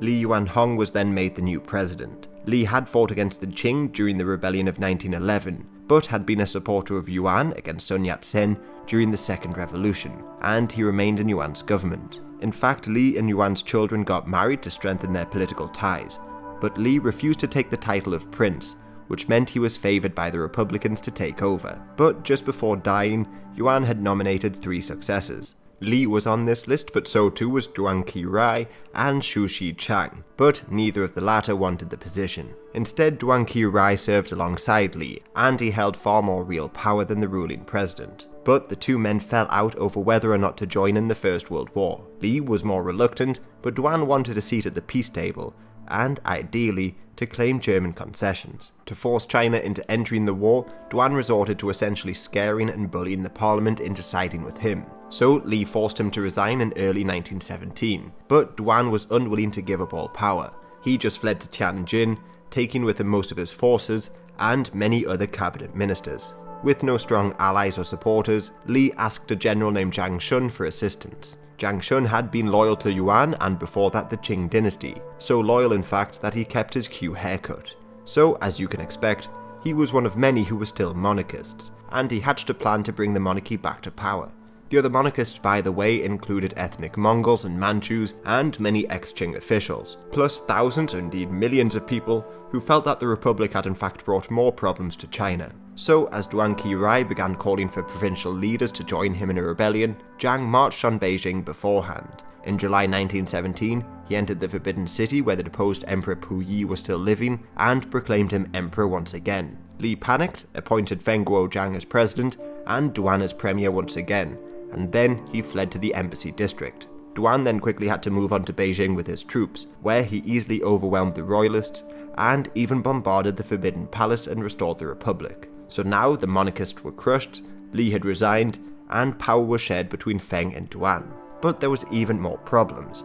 As far to the south, Sun Yat-sen had arrived in Guangzhou that same month, and telegrammed the military governors that had taken part in the National Protection War. This included most of the military governors in the south, and once again they rebelled, this time as part of the Constitutional Protection Movement. Together they set up a junta to oppose the Beijing government, but in Beijing, Yuan still brought China into the First World War.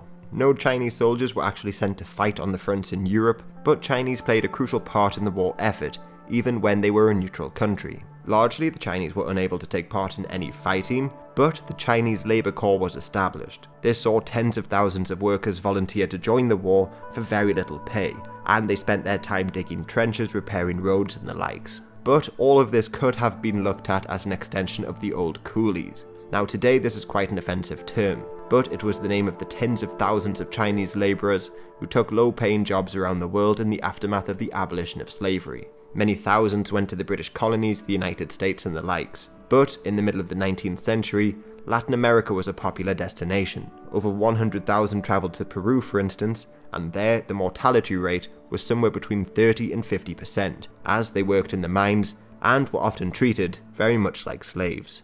But during World War I, there was a different feeling. Many Chinese left to see that Europe was not as advanced or great as they had been led to believe, and many were then educated by the Paris anarchists. Plus, it served as a point of pride for many Republicans and Socialists. As Chen Duxiu wrote, "While the sun does not set on the British Empire, neither does it set on Chinese workers abroad." But the whole war was a bit of a disaster for Duan.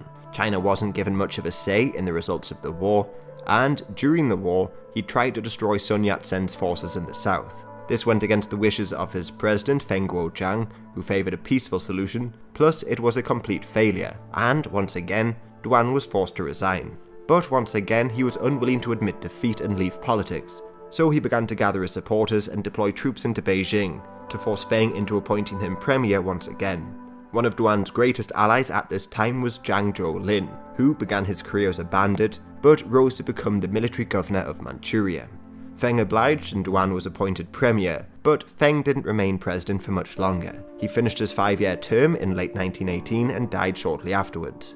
But his followers and the followers of Duan formed two rival cliques. To prevent either clique coming to power, Zhu Xingchang was made the new president, but he had to spend most of his time playing these two groups against one another. Feng's followers had formed the Jili clique, which, as you would expect, had most of their support from the generals in and around Jili. Duan and his followers formed the Anhui clique, and he decided to take loans from the Japanese to bolster his own army and fight against Sun Yat-sen's forces in the south. In return for these loans, which totaled 145 million yen, Duan recognized Chinese claims to the old German colony in Shandong, and these, the Nishihari loans, were given by Japanese Prime Minister Terauchi Masatake, and when they were made public, there was obviously a great deal of backlash. Inspired by the Russian Revolution, many Chinese began to take to the streets in protest as part of the May the 4th movement. This was initially started by many of the people who had studied in Paris, but soon thousands of students joined in, and workers went on strike. This made it particularly momentous in Chinese history, as the working class were entering politics and uniting with the middle class to pressure the government, something that had rarely been seen before. These strikes and protests continued in major cities like Shanghai and Beijing, despite many of the leaders being arrested. As their anger was directed against the Japanese, they boycotted Japanese goods and even burnt their products. Also, the homes of officials who were willing to sign the Treaty of Versailles were attacked. So, eventually, the government relented, fired a couple of officials, and refused to sign the treaty, making this a partial victory for the protesters. But Japan still kept their new colonies, and in the midst of this movement, new ideas started to emerge. For instance, as Western democracies began to be seen as hypocritical, many began to look into other political movements. So it is widely believed that the Communist Party was born as a result of these protests. As Mao himself said, the Cultural Reform Movement, which grew out of the May the 4th movement, was only one of the manifestations of this revolution. A powerful camp made its appearance in the bourgeois democratic revolution, a camp consisting of the working class, the student masses, and the new national bourgeoisie. In these respects, the May the 4th movement went a step beyond the revolution of 1911. And as Mao mentioned cultural reform, you can also see the beginning of the ideas of the Cultural Revolution way back in 1919. Many protesters during the May the 4th movement demanded tearing down old structures, destroying ancient ideas of Confucius and the likes, and moving into a new era. This iconoclasm would of course be put into practice by the communists once they came into power. But Duan's attention had been drawn to the north and Mongolia. Mongolia, as mentioned before, had become an independent state during the Xinhai Revolution of 1911. But in 1915, the Russians and Chinese agreed that Mongolia should remain under Chinese influence. However, the ongoing Russian Civil War began to spill over the borders, and Duan hoped to put an end to these threats, plus repair his image as a patriot after the May the 4th movement. So he planned to occupy Mongolia and bring it back under Chinese authority. However, just to remind you, Duan was still not president, he was just the premier. The president was still Zhu Xingchang, but Duan's Japanese loans let him build a huge private army, and he was going to use it to occupy Mongolia.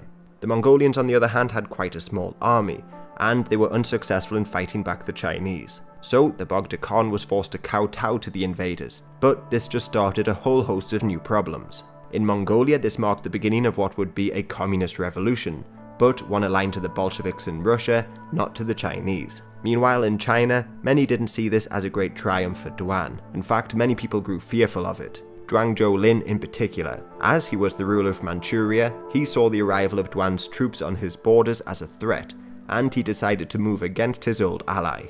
He formed an alliance with Cao Kun, the leader of the Jili clique, and together they started the Jili-Anhui War in 1920. To fight in this war, Duan had to withdraw all of his troops from Mongolia, and this just allowed a White Russian to move in and take over. This White Russian was Roman von Ungern Sternberg, and he restored the Bogd Khan back to power, and he had some pretty bold ambitions, like restoring the Mongolian Empire. But now China was about to enter the warlord period, and were left far too weak to retake Mongolia. So by 1920, the Anhui and Jili cliques were at war, Zhang Zhou-lin and his Fengtian clique joined in, Sun Yat-sen and his southern generals were in open rebellion, out in the west Tibet had become all but an independent state, in Xinjiang the military governor Yang Zhengxin was aligning with the White Russians, around Gansu and Qinghai, the Muslim Ma clique, descendants of the Kansu Braves, ruled autonomously, and the rest of China was divided between competing warlords, often switching allegiances, fighting one another, and generally tearing up the country. In the middle of all this, you had growing communists, socialists, and anarchists, and more lords would emerge all the time, like Zhang Zhongchang in Shandong, who was described as the dog-meat general, or there was Feng Yuxiang, the Christian warlord.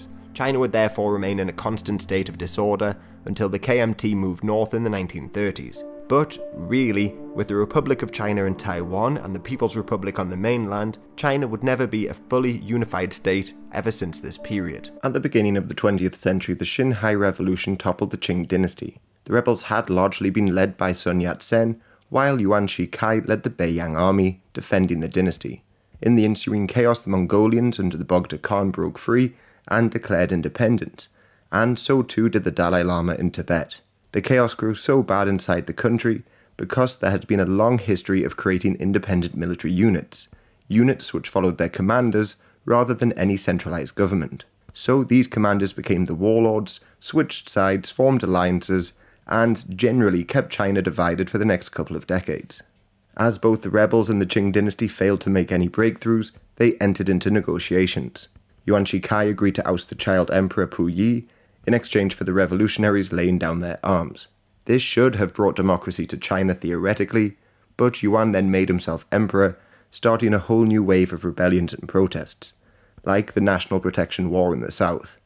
Even his own followers, Duan Qiroi and Zhu Xichang, resigned from their posts and began to create their own political factions. So Yuan resigned just before his death, and Li Yuanhong was made the new president. However, as things are about to get very complicated, I'll draw a line across China and discuss what happened separately. In the north, there were the remnants of the Qing dynasty, old allies of Yuan Shikai, and others who all vied for control of Beijing. While in the south, Sun Yat-sen, Republicans and the likes fought for control of the reunification forces. So let's start in the north. The first warlord to really gain prominence and challenge for control was Duan, leader of the Anhui clique.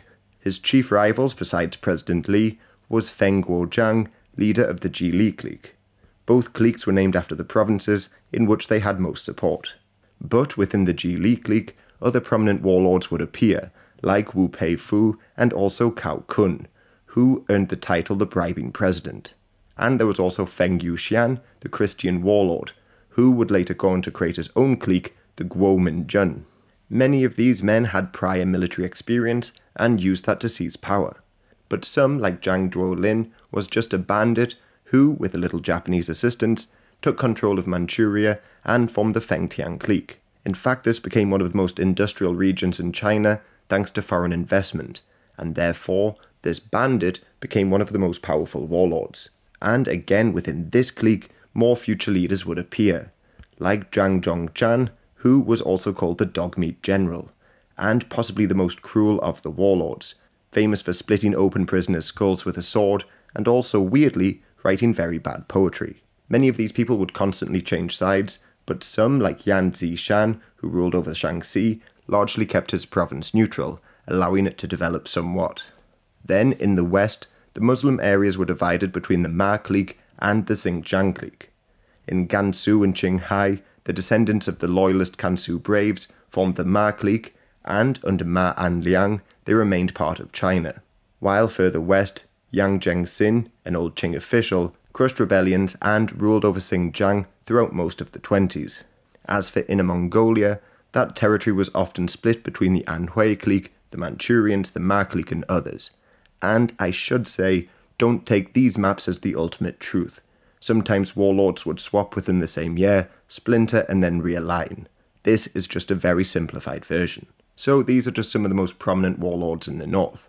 In the last episode I discussed these following events in more detail, but as just a quick recap, initially Duan held a lot of power, so President Li invited a general named Zhang Shun to help remove Duan. This however was a disaster, as Zhang Shun was a monarchist and he marched on Beijing with the hopes of restoring the Qing monarchy. Li panicked and resigned, naming Fen Guozhang as the new president and Duan as his premier. But as all of this was ongoing, Sun Yat-sen had started the constitutional protection movement in the south, established a junta, and challenged the new government. However, I'll get onto the south later on. So in Beijing, to stop either clique from taking full control, Su Xichang was made the new president, but he had very little power. Duan and his Anhui clique then decided to take loans from the Japanese to bolster their forces and fight against Sun Yat-sen's forces in the south. But this proved to be incredibly unpopular, as he promised them concessions in return, like the recognition of the Japanese takeover of the German colony in Shandong. This led to the May the 4th movement in China, which in turn helped to create the Communist Party. However, as these loans did help Duan create his own army, he tried to gain credibility by reclaiming Mongolia. But this just worried an old ally of his, Zhuang Zhuolin, who didn't like having Duan's forces so close to his border. So he decided to move against his old ally and formed an alliance with Cao Kun, the new leader of the Jili clique, and together they started the Jili-Anhui War in 1920. The Jili-Fengtian alliance received diplomatic support from the British and Americans, while the Japanese provided assistance to Duan. During the war, Wu Peifu of the Jili clique successfully outflanked the Anhui forces, and Duan was forced to resign. The whole war in fact just took 9 days, and now the Fengtian and Zili cliques split power in the capital. This, by the way, was the endgame of most of the cliques.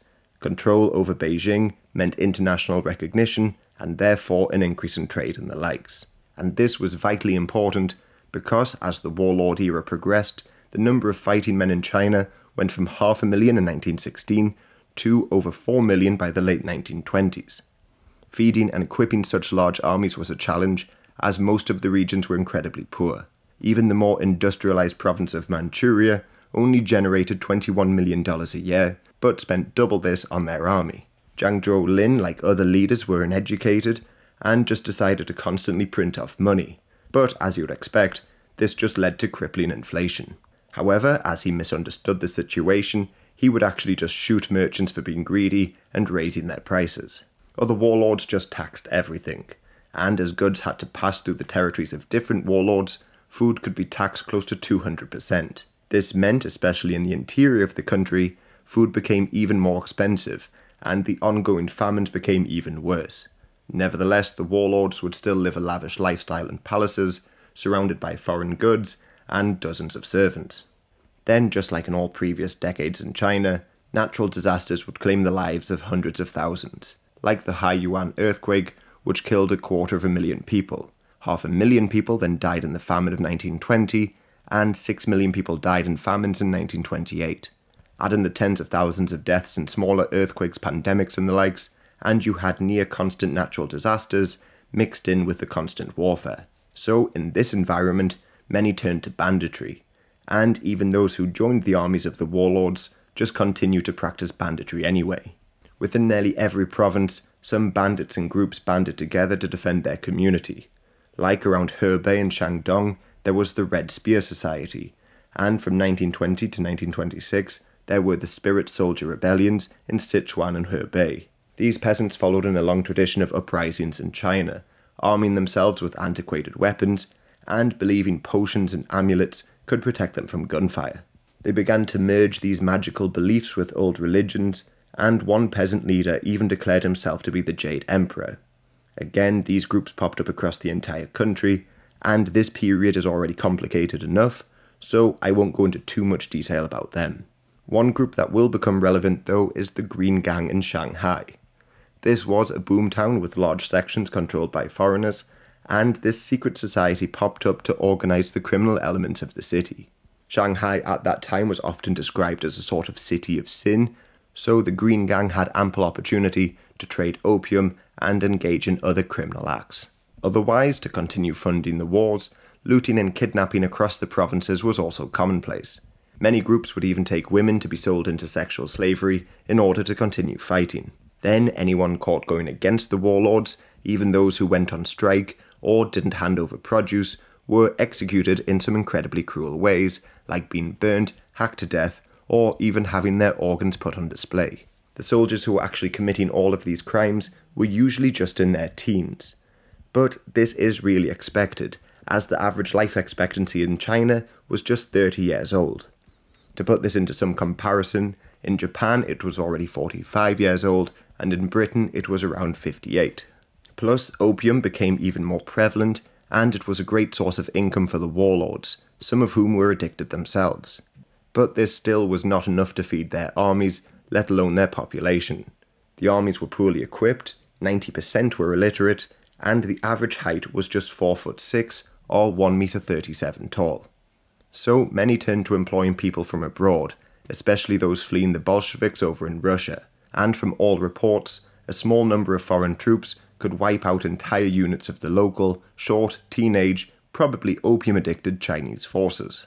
Of course, I'm simplifying a lot here, but it's just to give you an idea of the absolute lawless state China had entered into, and had really been in for decades now. After all, banditry, famine and the likes were not a new phenomenon in the 1920s. Anyway, going back to Beijing, the Fengtian and Jili cliques did manage to share power for a little while. However, the Japanese decided to start aligning with the Manchurian leaders after the defeat of the Anhui clique, while the Western powers supported the Jili clique. In the city, Jin Yongpen, an old member of the Anhui clique, was made premier to maintain a balance of power. But in 1921, Zhang Zhuoling requested that he resign. Zhang then appointed his own premier, and to reinforce his position, marched an army towards the capital. But this started the First Jili-Fengtian War. Wu Peifu once again outflanked and outmaneuvered his enemies, and claimed victory for the Jili clique. And he became even more influential than the actual head of the clique, Cao Kun. So now the Jili clique was in power in Beijing, and had the backing of Western powers. But the south was still in open rebellion, and Zhang and his Fengtian clique all but declared independence in Manchuria.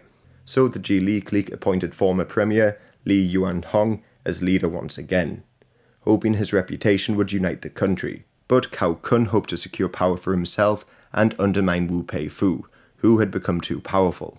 So Cao openly bribed members of parliament with 5,000 silver dollars each to appoint him the new president of the republic, which they did in 1924. Hence he got the title the bribing president, which I mentioned before. But going right the way back to 1920, we need to look at what was happening in the south and the various cliques that had sprung up there. The most important was the KMT, which had been set up by Sun Yat-sen. He had largely hoped to unite China, yet sometimes he was more aligned with the Soviets, other times with Western powers. At the heart of his fight, though, was anti-imperialism and opposition to the warlords. But most of his army had antiquated weapons, or none at all, so he didn't really have the means to launch his northern expedition. He had been leading the first constitutional protection movement since 1917, but in 1920 a challenge to his control emerged. Sun had aligned with the Yunnan clique, the old Guangxi clique, and the warlords of Hunan. But he soon fell out with Lu Rongting, the leader of the old Guangxi clique. As a former military man, Lu was able to seize power in the south following the Xinhai Revolution. However, he began to grow more worried about Sun's grab for power, like taking away troops from Lu's allies and giving them to his own, specifically Zhen Zhongming. This resulted in the Guangdong-Guangxi War in 1920. Sun was successful in driving the Guangxi clique out of his province, and even invaded Guangxi itself, forcing Liu to leave. KMT control there was limited though, as Liu's soldiers and bandits controlled the countryside, and there was a further rift in the party in 1922. But first I should mention the other provinces in the south. In Yunnan, Cai Yi died in 1916, and Tang Jiyao took over, largely keeping himself aligned to the KMT. While in Hunan, Tan Yan Kai ruled until 1920, when the northern cliques tried to reclaim parts of the south, and one of his subordinates rebelled. This was Zhao Hengtai, and he took control over Hunan and remained loyal to the Jili clique until his eventual demise in 1926. Otherwise, Guizhou was first ruled over by Liu Jiangxi, until in 1920 his nephew launched a coup and seized power. But in turn, he was assassinated and Yuan Zuming took over. So Liu Jiangxi, the first ruler, led an invasion force into Guizhou with the assistance of Tang Jiyao, the leader of the Yunnan clique. Tang and previous rulers of Yunnan had actually tried to invade and rule over Guizhou before, but they couldn't maintain their rule for very long. Then, shortly afterwards, Yuan, with the support of the government in Beijing, invaded the province once again and ruled until the mid-1920s. During his rule, he actually looked to expand as well into Sichuan, which for a long time had been in a chaotic state. Famine, banditry, and numerous competing warlords made it one of the poorest regions in the country.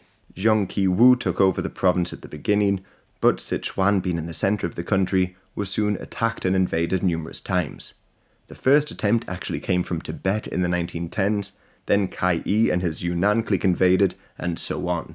So Sichuan saw over 470 military clashes during this period. Zheng Qiwu was able to reassert his control, but then he divided up the province into 5 districts, each with their own warlord, who would occasionally fight with one another. So at best, we can put this region down as chaotic, and it would largely remain divided between 5 different warlords. Then, finally, the communist forces did appear in the south in the early 1920s. This party, with its roots in the May the 4th movement, was created by Zhang Duxiu and Li Daozhao. Many of the first party members actually had ties with anarchists in Europe, and their ideas of creating an almost utopian agricultural society developed into Maoism. But early on, Chen in particular believed China should follow the Soviet model with a focus on workers, not the farmers. Plus, the Soviets also pressured the communists into aligning with the KMT, even though they only had 200 members or so.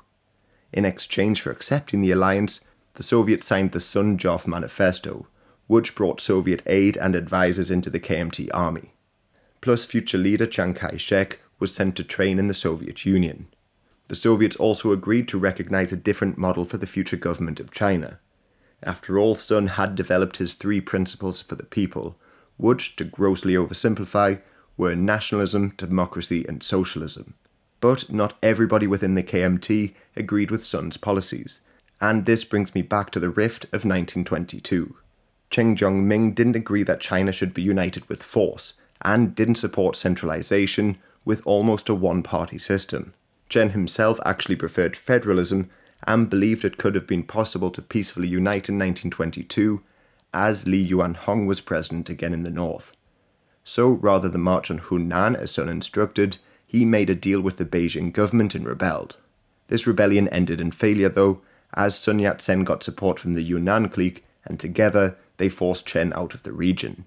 But in the chaos, Lu Rongting, the leader of the old Guangxi clique, re-entered his province in 1923. His rule was immediately challenged though by one of his former subordinates, Li Zhongren. He had created a large army of bandits, joined the KMT that year, and launched an assault on Lu to take power. This was successful, and Li Zhongren and his new Guangxi clique remained in power for years. Afterwards, Sun advocated for Pan-Asianism in order to counter European influence in his country. He then toured the country and got quite a bit of support from warlords, like Ma Fuxiang in the west, who promised to follow Sun if he united China. Now, on the Ma clique, for those of you who have played Hoi 4, you will know the name Xibei San Ma. This literally translates to the 3 Ma's of the Northwest, and this name comes from the fact that there were 3 dominant families who divided the regions between themselves. Ma and Liang sons ruled over Gansu, Ma Fuxiang, who was keen to align with the KMT, ruled over Ningxia and Suiyuan, and the third and final family ruled over Qinghai. This final family included the likes of Ma Bufang and Ma Zhongying, who would also align with the KMT later on.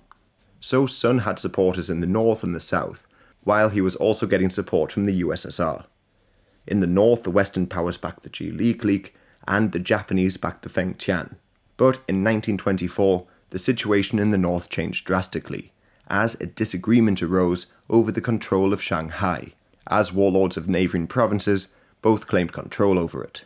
Past agreements were broken, and this spiralled in to involve other warlords, and eventually Zhang Zhuolin used it as a pretext to invade the Zhili clique. He had massively increased the size of his armies, but still, against Wu Peifu, they couldn't make any great breakthroughs. But in Beijing, Feng Yuxiang, the Christian warlord, launched a coup, placed Cao Kun under house arrest, and waited for the arrival of the Fengtian forces to enter the capital. Feng and his Guoming Jun agreed to split Zhili territories, and he received the poorer western provinces. Plus, during this period, the Emperor Puyi was finally removed from the Forbidden City, and he was forced to live in the Japanese concession in Tianjin. Otherwise, it was during this war that the Fengtian dog-meat general, Zhang Zhongchang, rose to prominence. He took over Shandong, Shanghai, and even Nanjing, thanks in part to thousands of Russian emigres he employed, and their armoured cars. In fact, at some of his feasts, he even dressed like a Tsar, but despite the grandeur, he remained loyal to the Fengtian clique. So the Fengtian won, but the Zhili clique was not fully defeated. Wu Peifu retreated to his power base around Hebei and Henan, and his protege, Sun Quanfang, took over Fujian. Sun began to build a huge army of around 200,000 men, and even pushed back the dog-meat general, taking over Nanjing in late 1925, and then moved up to the borders of Shanghai. Otherwise, in Beijing, the Fengtian clique surprisingly made Duan Qirui the new president. He was seen as competent, but given that he had few soldiers, was seen as a neutral choice. Then he was tasked with trying to bring the KMT in the south into a unified government. However, Duan could really do very little to renegotiate the unequal treaties with foreign powers, so he would never get KMT support. And then, in the south in 1925, Sun Yat-sen died. This, of course, created a power vacuum, and many claimed to be his successor. Tang Jiyao first claimed leadership, but this was rejected, so he moved south, starting the Yunnan-Guangxi War. His armies, however, were halted and driven back by Li Zhongren. Tang would remain in power in Yunnan for a couple more years, until he was ousted in a coup by Long Yun. And although Tang was defeated, 4 contenders still sought leadership of the KMT. One was Liao Zhongkai, who, in 1925, was assassinated when he stepped out of his limousine. The party leadership suspected that this was the work of another contender, Hu Hanmin, the former vice generalissimo. He was subsequently arrested, and this left only 2 contenders, Wang Jingwei and the previously obscure Chiang Kai-shek, and the previously unknown Chiang Kai-shek. They represented different visions of a future China, with Wang more left-wing and Chiang on the right. Wang Jingwei and the leftists had the upper hand early on. For instance, in the international settlement of Shanghai, the communists had been drumming up support in the universities, while on the street many were protesting against foreign ownership of factories and some of the new laws, like prohibiting children under 12 from working in factories, which would have stripped many families of their income. So it further added to the anti-foreign sentiment of the city. As many began to attack Japanese factory owners, one protester was shot.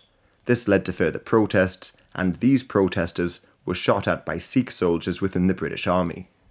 This in turn began the May 30th movement across the country, and further strikes and protests, notably in Guangzhou and Hong Kong. So in the midst of all this, trade unions and communism began to grow. Also, the Soviets sent men to aid Wang, and the entire navy was placed under the control of Andrei Bubnov.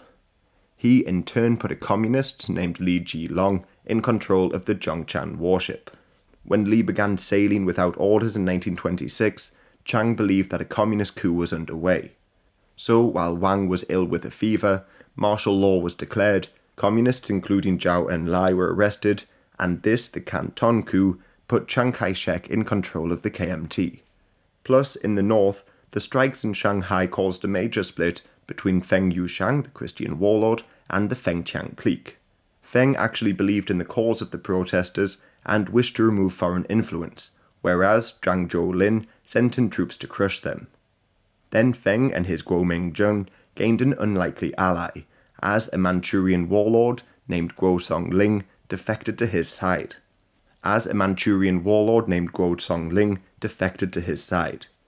He felt he was being unappreciated, so mutinied and marched on Jiang's headquarters in Shenyang in late 1925. Feng joined in this anti-Feng Tian war, but this was a disaster. The Jili clique, including Wu Peifu, stood by the Manchurians, and together they crushed the Christian warlord by early 1926. Feng retreated further west, losing all power in Beijing, but the continuous wars in the north presented Chiang Kai-shek with an opportunity. He ousted some of the more hardline right-wing members from his party in order to appease the Soviet Union, and they sent Mikhail Borodin to help advise him on a course of action. Then, fortunately for Chiang, his power base in the south increased, as after years of failing to strike into Sichuan, Yuan Zhuming joined in the KMT army. Together they would first attack Wu Peifu and his allies in Hunan, as most of his forces were in the north, along the border of the Guo Mingjun. The lack of troops in the south allowed Chiang to quickly take Changsha in the summer of 1926. Although inside the city, Tang Shengzi defected and joined in the northern expedition. Wu, though, was still suspicious of allowing Manchurian troops into his territory, so he was on his own, and the KMT took over Xianin. Wu's counterattacks were then driven back, and the KMT surrounded the city of Wuhan. Now Wu had essentially been defeated, the KMT could focus on Sun Changfeng. They quickly launched an assault into his territory and captured Nanchang that same month. The governor of Zhejiang then defected to the KMT, but this didn't help much, as he was quickly defeated and executed, while KMT advances elsewhere had been pushed back. So another front was opened up to break the deadlock. The KMT, along with many of their Hakka allies, invaded from the south into Fujian, while in November they tried to retake Nanchang. So Sun finally called on help from the Feng Tian clique, and the National Pacification Army was created. Zhang Zhou-ling was the head of this new force, and the Dogmeat General was one of his commanders. This, however, was hugely unpopular, as many saw these warlords as invaders, so thousands defected to the KMT, allowing them to move to take all of Zhejiang by February and finally Nanjing, which they took largely peacefully and were welcomed by thousands of defectors. Meanwhile, that March, the communists led by Zhou Enlai and Chen Duxiu planned a series of uprisings to oust the warlords from Shanghai. This was successful, but the capture of Nanjing and Shanghai caused problems that would last for decades. First, in Nanjing, the KMT began to attack foreigners and consulates. The foreign powers sent ships to disperse the crowds and restore order, but this caused a huge rift in the KMT, as Chiang blamed the communists for the attacks on the foreigners. In fact, there would be other attacks on foreigners across the country, like in Wuhan, where they attacked the Japanese. So Chiang was becoming even more suspicious of the communists, who had actually taken full control of Shanghai. There, his old enemy Wang Jingwei arrived from overseas to meet the communist leadership, to discuss the future of an alliance. From there, Wang then moved over to his new base in Wuhan. Chiang, however, met with the leader of the Green Gang to discuss forcing the communists out of the city, and that April, he denounced Wang Jingwei and his fellow leaders in Wuhan. Possibly thousands of communists in the city were killed, and some were even publicly beheaded. Chiang then set up a base in Nanjing, meaning that there were two KMT governments, Wang's in Wuhan and Chiang's in Nanjing, both of which continued to advance north slowly. Wang, however, didn't have many supporters, and then Joseph Stalin sent a message to Wuhan demanding a series of measures be taken, including mobilizing farmers, making communist leaders in the new order, and creating a revolutionary military court to punish reactionaries. Wang and even some of his Soviet advisors believed that this went too far, and he risked losing all support from the KMT, especially as the aid the Soviets provided was far lower than he needed. So Wang turned to Feng, the Christian warlord, for support. He was a supporter of the KMT's ambitions already, and he was already exploiting the situation and was becoming stronger, as in 1927 he moved into Luoyang in Henan. So he now actually shared a border with the KMT. He met with both KMT leaders in June and agreed to form an alliance with Chiang Kai-shek and purge the communists as well. So Wang Jingwei was left severely weakened. Meanwhile, Wu Peifu had fled to Sichuan and retired, while the Japanese sent troops to Shandong to protect their colony in Qingdao. But they were also providing support to the Fengtian clique. This prevented Chiang from advancing much further north.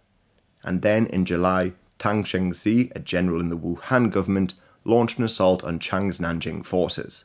As Chiang Kai-shek pulled troops south, the Fengtian clique were able to retake Suzhou. This loss of territory forced the two KMT governments to meet to discuss terms. To make peace, Chiang Kai-shek agreed to step down from his post in August, while Wang agreed to purge communists within his own party. This did very little to unite the party initially though, and Sung Chang-fang launched a huge counterattack on Shanghai, hoping to exploit the divisions in the KMT. Fortunately for the KMT though, leaders like Li Zhongreng called on unity at this moment, and they drove back Sun's forces. Then the two governments were united, but Wang refused to have any part of it. Plus Tang Chengxi sort of became an independent warlord himself for a short while, before threats of military action forced him into exile in Japan. But even though the KMT was united again, the communists were now independent of their rule, growing in numbers and starting rebellions. Like in August, their small force rebelled in Nanchang, but they were quickly routed. Nearby Mao Zedong had been busy working on a report on the peasant movement in Hunan, and in September launched his own rebellion. The Autumn Harvest Uprising was also pretty small and was crushed quite quickly. So they needed to find a new base. The Soviets encouraged them to set it up in Guangzhou, which meant they had to march there. The little long march though was a disaster, and their forces were depleted on the way. Many in fact knew this would be the case, and realised they had more support in the interior of the country among the many peasants. Nevertheless, they still arrived there in November and set up the Haliufeng Soviet, which hid in the mountains. The Soviets though still had big plans, and caught wind of an upcoming coup in the region.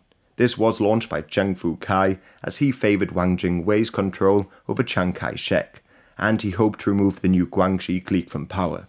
So the communists, although unprepared, were pressured by the Soviets into launching the Guangzhou uprising in December to take advantage of the chaos.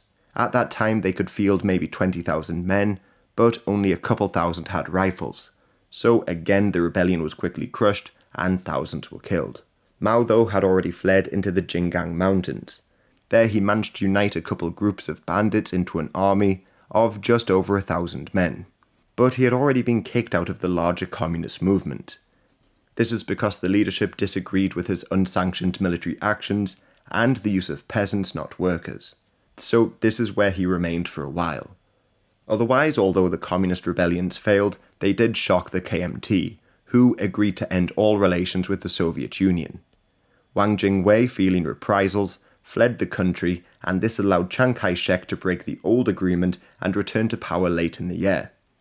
But a stalemate had sort of developed in the north. Luckily for the KMT though, they actually grew in numbers, as Yan Qishan of Shaanxi joined them, but still no breakthrough came. They spent the winter regrouping and rebuilding their now 1 million strong army. Then in April, they prepared to advance again. Chiang, Yan and Feng assaulted Sun's forces from all sides, and quickly moved on Jinan, where Japanese troops had been stationed. Chiang Kai-shek promised the Japanese in the city would be safe, but he couldn't stop fighting from taking place. Japanese were killed in May, prompting the Japanese army to launch reprisal attacks, and Chiang Kai-shek was forced to leave the city in embarrassment. After this event, he quickly came to believe that Japan was the greatest threat to China, but he gave lectures on how China could only reclaim the city when they were strong. Japan, on the other hand, had long argued that Shandong fell under their sphere of influence, and this, the Jinan incident, proved they were willing to fight for it. So Chiang Kai-shek avoided the Japanese and progressed north, to finally assault the Fengtian clique. Zhang Zhuolin began to be pushed further and further back, which worried the Japanese. They threatened that if the KMT would enter Manchuria, they would get involved in the fighting directly. Jiang, however, was proving to be an untrustworthy ally. He was already losing the war, plus he printed off money to fund the war at such a rapid rate that he completely ruined the economy. With pressure mounting against him, Jiang tried to withdraw from Manchuria, but the Japanese placed a bomb under his train and assassinated him. This was the Huanggu Tun incident. Afterwards, his son, Jiang Zhuiliang, was in control of Manchuria. He was a womanizer and an opium addict, so the Japanese believed he could be controlled more easily. However, as his allies quickly evaporated, he made peace with the KMT, allowing the KMT to seize Beijing and reach the borders of Manchuria. Then, in late 1928, he declared his allegiance to the KMT, finally reuniting China. The dog-meat general refused to surrender though, and even declared war on the new Manchurian leader for joining with the KMT. But he was trapped on both sides and defeated. However, Jiang Zhuiliang then made a new enemy pretty quickly. For decades the Russians had owned the railways running over to Dalian. There was talk of the Soviets peacefully returning it to the Chinese, but this didn't happen. So, misjudging the situation, the Manchurians stormed the Soviet offices. Stalin responded by arresting all Chinese citizens inside the Soviet Union, cutting off diplomatic relations, and got Japanese diplomatic support for a limited invasion of northern Manchuria. 20% of the Red Army was then sent to the border, and such a response caught the Japanese off guard, and they scrambled to put an army together themselves, which actually included thousands of White Russian émigrés. But equipped with machine guns, the Soviets attacked in August 1929. They assaulted the Japanese fleet on the rivers, and then, in November, they made their way to Manzhouli, finding the Chinese unprepared and looting their own goods. So the Soviets were able to restore control over the train lines, but the Chinese citizens that had been imprisoned were released, and they had all had their property confiscated and many had been tortured. The Japanese also tried to challenge the new united government. They funded the dog-meat general as he returned to Shandong in early 1929 to launch a huge rebellion to try and reclaim his territory. He even encouraged his old soldiers to mutiny in Beijing, but this rebellion was crushed and the province was split between Liu Zhenyan and Han Fuju. As for the rest of the country, well, Mongolia and Tibet remained independent, and the Muslim Ma clique had a pretty complicated history over the last few years. The provinces they ruled over had been devastated by famines and the likes. Some leaders, like Ma Fuxiang, had actually aligned with Feng and his Guomingjun, even though they were Christian.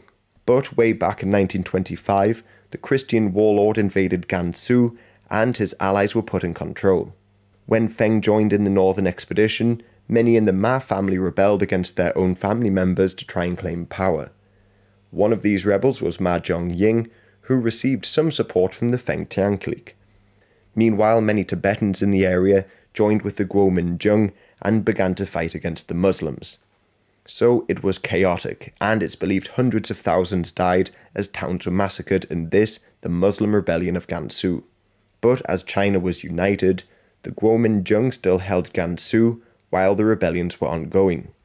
Then down in the south in Yunnan, Tang Jiyao was ousted in a coup back in 1927.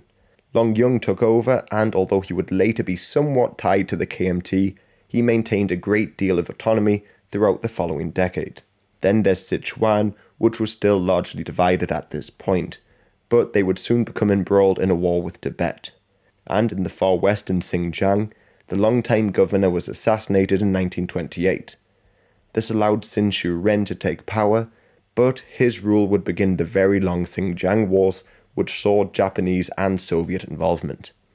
As for the rest of the country, it was split between the chief warlords, although again within each of these domains was almost a feudal-level hierarchy.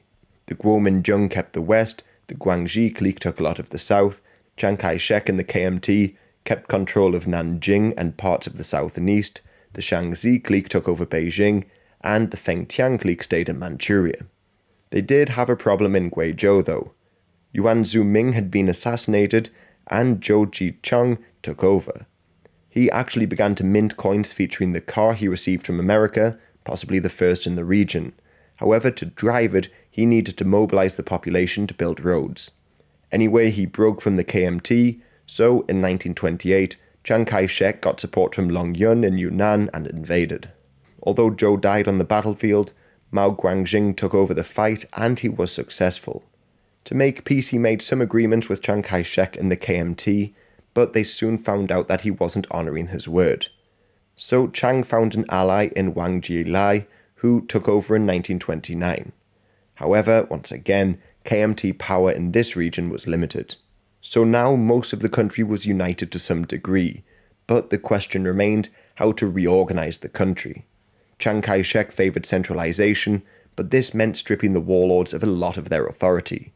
This dispute would lead to a couple civil wars in which hundreds of thousands would die, and very shortly afterwards, Japan would invade Manchuria. Throughout the 1920s, China was divided between warlords, until in 1929, Chiang Kai-shek and the KMT had united most of the country.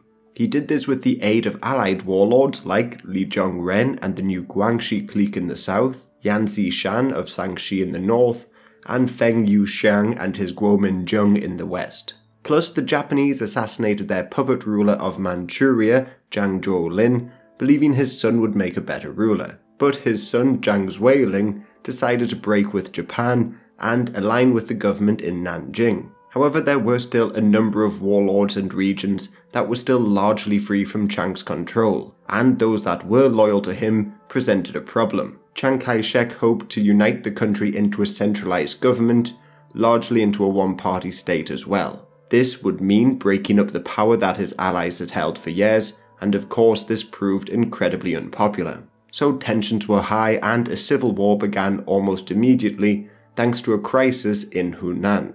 This territory was under the control of Li Zhongren and the new Guangxi clique, but also within the territory was the remnant of the Wuhan government. This had been established by Wang Jingwei, but had essentially lost all of their power. Nevertheless, the Wuhan sub-council were angry with the governor of Hunan, Liu Diping.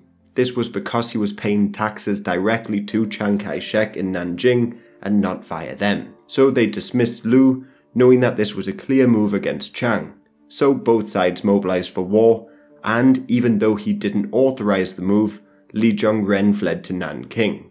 So the Chiang-Gui War began. Li initially had the support of Bai Chongxi and Tang Shengxi, but soon Bai would surrender. Then Feng and Yang up in the north did denounce Chiang Kai-shek, but their generals didn't support intervening. So within 3 months, Li was defeated. He fled to Hong Kong and new commanders were sent to rule over the south. But they were unable to stop the rise of communist guerrilla forces under the control of Deng Xiaoping. So they too were removed from power, and one of these deposed governors was Li Mingroi, who actually defected to the communists. So the region fell into chaos.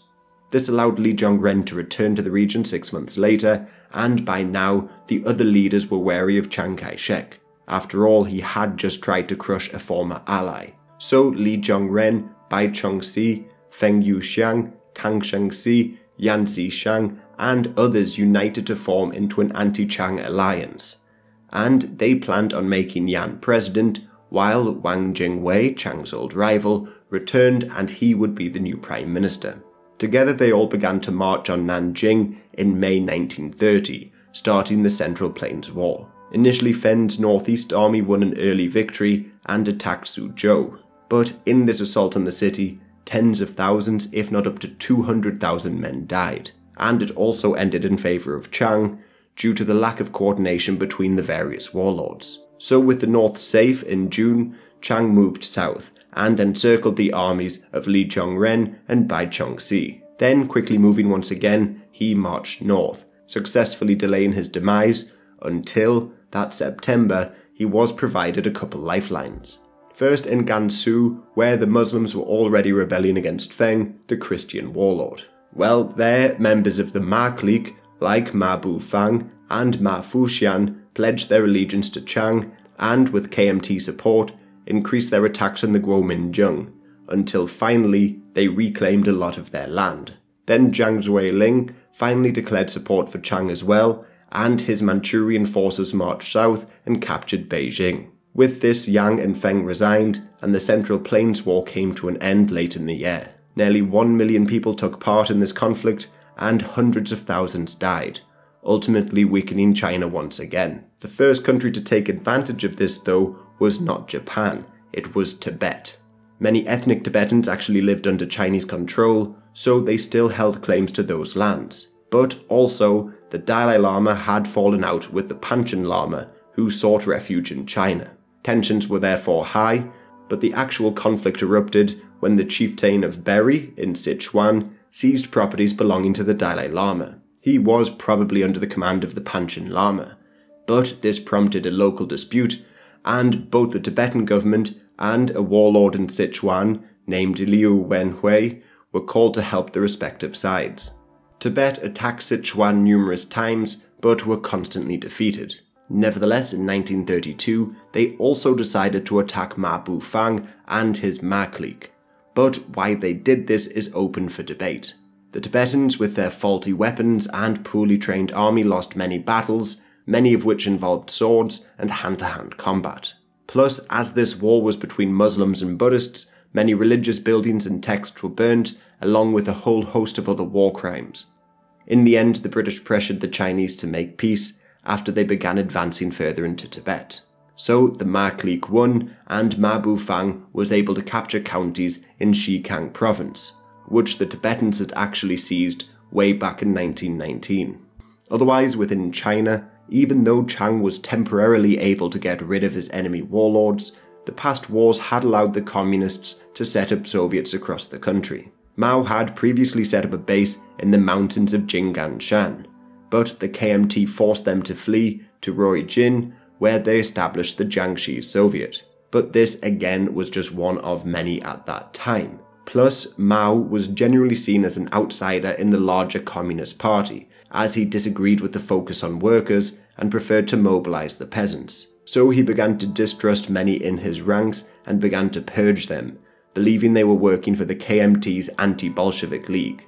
In response, some soldiers mutinied, but the Futian incident of December 1930 failed, and Mao just reinforced his own position. In total, maybe 100,000 people died in these early purges and repression of locals. Meanwhile, Deng Xiaoping, who had already been defeated in the south, moved to Shanghai. There he met Zhou Enlai, and soon they would both arrive in the Jiangxi Soviet. But so too would the Central Committee, as they saw Jiangxi had become the major stronghold for communism.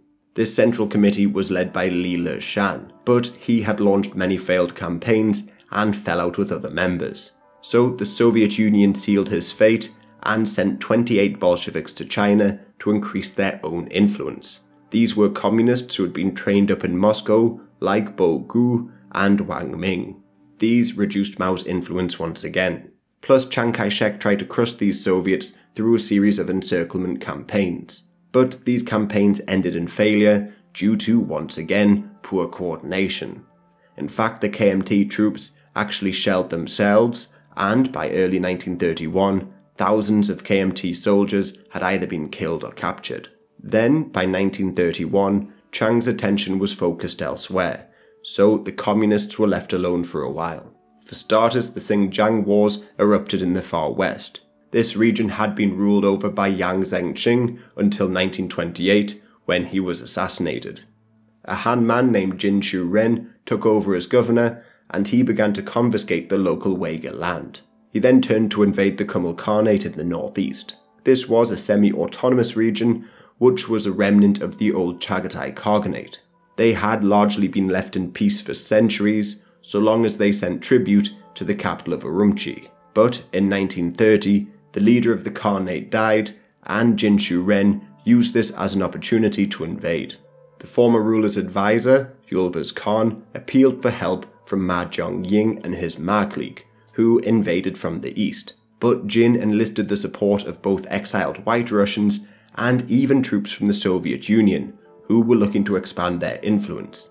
In response to Jin's Soviet alliance, Chiang Kai-shek decided to support Ma. So for now, this part of the Xinjiang Wars, the Kumul Rebellion, saw the KMT and Ma clique fighting against Jin and his white and red Russian soldiers. But it will get a lot more complicated later on. In fact, it got even more complicated for Chiang as well, as over in Manchuria, the Japanese began to make moves. I should say that it wasn't the central government who planned this, as Prime Minister Ruggiero actually tried to disarm the ultra-nationalist Cherry Blossom Society after their failed coup in March 1931. Yet the Japanese army could and did act independently of their government, and the nationalists saw Manchuria as key to Japanese ambitions. They already had railway lines there, and its raw materials could help Japan during the Depression. Plus, the army developed the concept of Hokushin-ron, or a northern expansion route, invading through Manchuria and then launching a preemptive war against their chief rival, the Soviet Union. One of the chief proponents of this plan was the authoritarian Sado Araki, and his followers made plans to blow up a section of their own railway line in Manchuria and blame it on the Chinese. This, the Mukden incident, was carried out in September 1931. This gave the Japanese a cause for war, and it was followed by a full invasion. Jiang's Northeast Army had been called south during the Central Plains War and had suffered heavily. Plus, Chiang Kai-shek was unready for total war, so he ordered Jiang not to confront the Japanese and withdraw. He firmly believed that the League of Nations would settle the issue, and the Lytton Commission did denounce Japan as the aggressor. But Japan just pulled out of the League of Nations, so they were free to occupy most of Manchuria within just a couple months. Yet now they needed a leader for this new puppet state, and they turned to the deposed emperor Puyi, who was living in Japanese Tianjin. The Japanese spy master Kenji Doihara met with him, and through one of his agents persuaded him to accept the throne in Manchukuo, their new puppet state. This agent, by the way, was Yoshiko Kawashima, an openly bisexual former Qing princess who often dressed as a man. So Puyi travelled to Manchuria, but he was informed that he would be ruling over a republic, and he could not use terms like the Mandate of Heaven or even be called Your Imperial Majesty. But he was in no position to really argue these terms, so he accepted, and the first Japanese puppet was created in China. Straight away though, the Japanese had to deal with banditry across the region, and thousands of troops were sent in to quell them. Yet Manchuria remained one of the most prosperous regions in China thanks to their previous investments, and resources like iron and soybeans were seen as lifelines to Japan in the Great Depression. Plus, further money would be made from the opium trade, which the Mitsui Company had a monopoly over. However, besides the obvious repression, Japanese rule in Manchuria also saw horrific crimes committed in the name of medical research. This began in 1932 when Shiro Ishii, the Surgeon General, was put in command of the Army Epidemic Prevention Lab. Here they would torch people alive with flamethrowers to test out new weapons, expose them to extreme cold to test frostbite, forced pregnancies and fetal experiments. In all, just imagine the worst forms of experiments you can, and this is how maybe around 300,000 people lost their lives. Plus, the Japanese army even tried to start a full-scale invasion of the rest of China by sending Buddhist monks to Shanghai. There they began to shout anti-Chinese slogans, which prompted them to be attacked, and thus the Japanese army responded. But the League of Nations actually stepped in and organised a ceasefire in March, which demilitarised the city. Fortunately for China, there was also upheaval in Japan, as ultranationalists had tried to launch another coup in October 1932. Then a group called the League of Blood assassinated the new Prime Minister after he refused to recognise Manchukuo as a state. So China had avoided a full-scale war for now. Back in China though, the fall of Manchuria allowed the former warlords to slip back into power. Yan Xishan arrived back in Shanxi, where students and nationalists protested against the Nanjing's government inaction.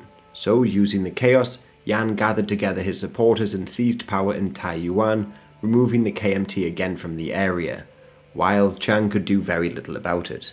Li Zhongreng, on the other hand, had aligned himself with Zhong Ji-tang, the new governor of Guangdong. Chon had done a great deal to develop the province, building factories, paved streets, commercial centres and the likes. But he also began to listen to the teachings of Hu Hanmin, who was part of the Western Hills Group, a right-wing branch of the KMT, which disagreed with communism obviously, but also Chiang centrism, who in fact advocated for resistance against the Japanese, warlords, and the self-proclaimed leader Chiang Kai-shek. So even within the KMT, new cliques were beginning to form. The left wing and the old allies of Wang Jingwei, the Western Hills group on the right, and the CC clique in the centre who supported Chiang. The right wingers actually formed a new government in Guangzhou and were about to start a new civil war just before the Japanese invasion of Manchuria.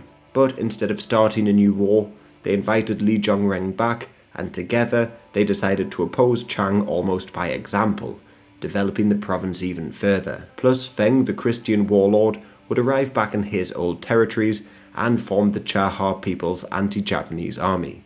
This army was set up to stop further Japanese advances, which began in 1933 in the eastern end of the Great Wall. There, ever since the Boxer Rebellion, the Japanese were allowed to station 200 men. Then, on New Year's Day, they threw grenades and fired their rifles, again faking another assault and starting another skirmish. This began the Battle of Rehe, a province which lay in between the Great Wall and Manchuria, and a province the Japanese argued belonged to their new puppet state. By March, the Japanese had captured the capital and then launched assault after assault on the wall, some of which the Chinese fought off with swords. These swords, by the way, were the Dao, and they would still be used throughout the Second World War. So the Chinese were obviously outgunned, but they had decades ago created the Dare to Die Corps, who, as the name suggests, were suicide soldiers. These soldiers developed an early suicide vest and, just like later suicide bombers, sacrificed their lives to blow up Japanese officers, tanks and the likes. But still, the Japanese won, and the Tangu Truce was signed in 1933, as China ceded the territory north of the Great Wall to Japan. Yet, Japanese expansion didn't end there. In fact, during the fighting, they had sent collaborators into Johor. They believed this would divert Chinese forces towards the region, but they found no resistance. So the 3,000 collaborators continued.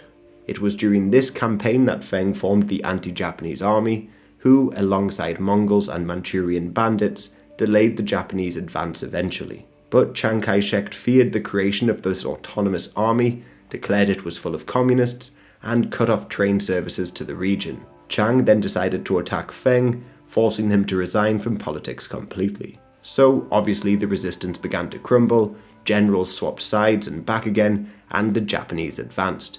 So, in September 1933, the Mongolian princes of Johor and Sui Yuan met and decided to create a pan-Mongolian self-rule movement.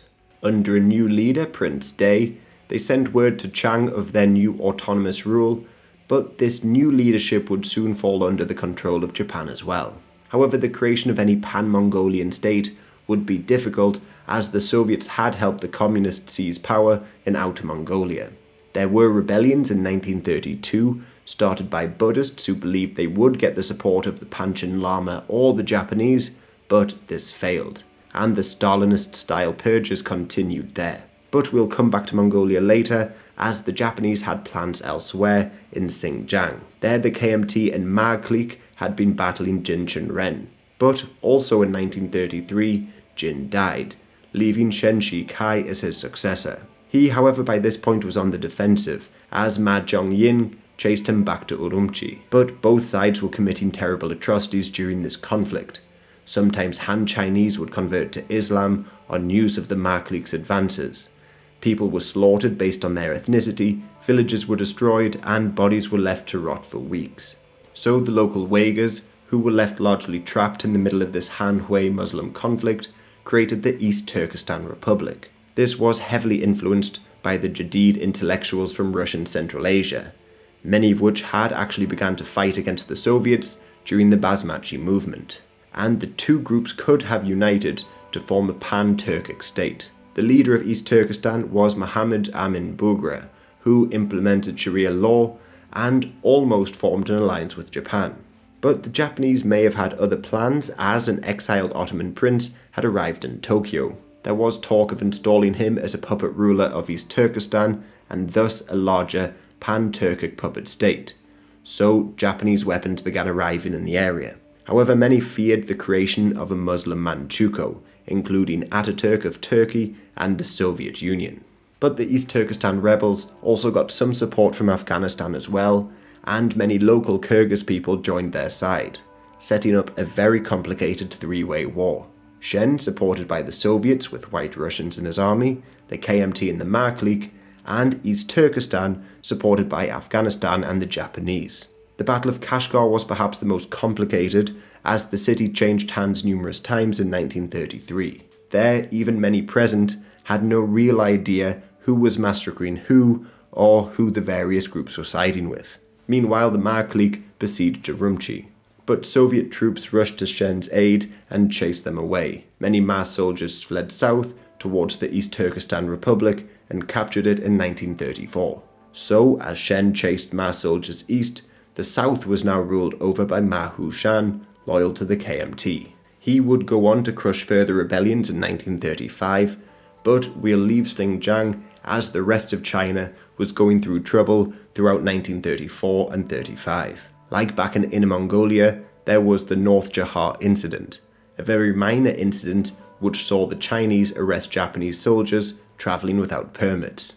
This, however, resulted in the Chindoy-Hara Agreement, and all Chinese forces were ordered to leave Jahar. In the vacuum left behind, the Japanese began to send soldiers and weapons to the Inner Mongolians, gradually turning them into a puppet. Chiang Kai-shek, however, was still more focused on the communists within his own borders. He began to launch ever larger encirclement campaigns, and they began in 1933. This time, however, they were far more effective, thanks in part to the advice of Nazi generals and the revival of Sino-German cooperation. Germany was a pretty obvious choice for Chiang to ally with. For starters, he desperately needed help, as the Soviets and Japanese were slowly encircling him. But also, ever since World War I, Germany had no colonies, and therefore no ambition to take their land. Plus, whereas the Soviets required communist involvement in the government to receive support, the Germans required no such thing. Their cooperation had actually begun in 1926, when Max Bauer arrived, but really back then, the German military was still constrained by the Treaty of Versailles, so no real help would have been possible. But then the Nazis took over in 1933, and almost immediately, Hans von Seeckt arrived in Shanghai. He believed Chiang should do away with the large armies in China and focus on a small but well-trained army. And they should also focus on building their own weapons. Chiang agreed with the latter at least, and in 1934 signed a trade deal with the Germans. In exchange for raw materials, German businesses would help set up these factories. Again, this made quite a lot of sense, as China could really not engage in much international trade given their huge debts. Von Seeckt eventually left and was replaced by Alexander von Falkenhausen, and under his watch, China began to grow rapidly thanks to German aid. Railway lines were built to major cities like Guizhou, so the Germans could ship out raw materials faster, but these railway lines would be crucial in the war to come. Then, with the 3-year plan, which was introduced in 1936, China was set to have a centralized industrial system, with major steelworks, all backed up with over 100 million Reichsmarks in loans. The Hanyang arsenal was also reconstructed, allowing China to produce mortars, Maxim guns, artillery, and the Chiang Kai-shek rifle, which was based on the German Mauser. On top of that, 80,000 Chinese soldiers were being trained by the Germans, and the German advisors would recommend tactics China would later use, like using the Yellow River for defense, developing guerrilla fighters, and preparing to fight a war of attrition rather than attack and lose all of those well-trained soldiers. Over in Germany, some still favoured sticking with China over Japan, like Göring, who apparently told H.H. Kung, the Chinese finance minister, that Japan couldn't be trusted, and China would one day be a mighty power. So a possible military alliance was on the cards, and the Germans helped the Chinese plan to encircle the communists once and for all. Beginning in late 1933, blockhouses were set up to help enforce the KMT's position, and slowly they began to defeat the communist counterattacks. Then, in 1934, communist spies reported that Chiang was about to launch a huge offensive on the now depleted communist forces. So a plan was made to escape. Some diverted the KMT, while the main communist leaders and just under 86,000 soldiers attempted to break through the lines.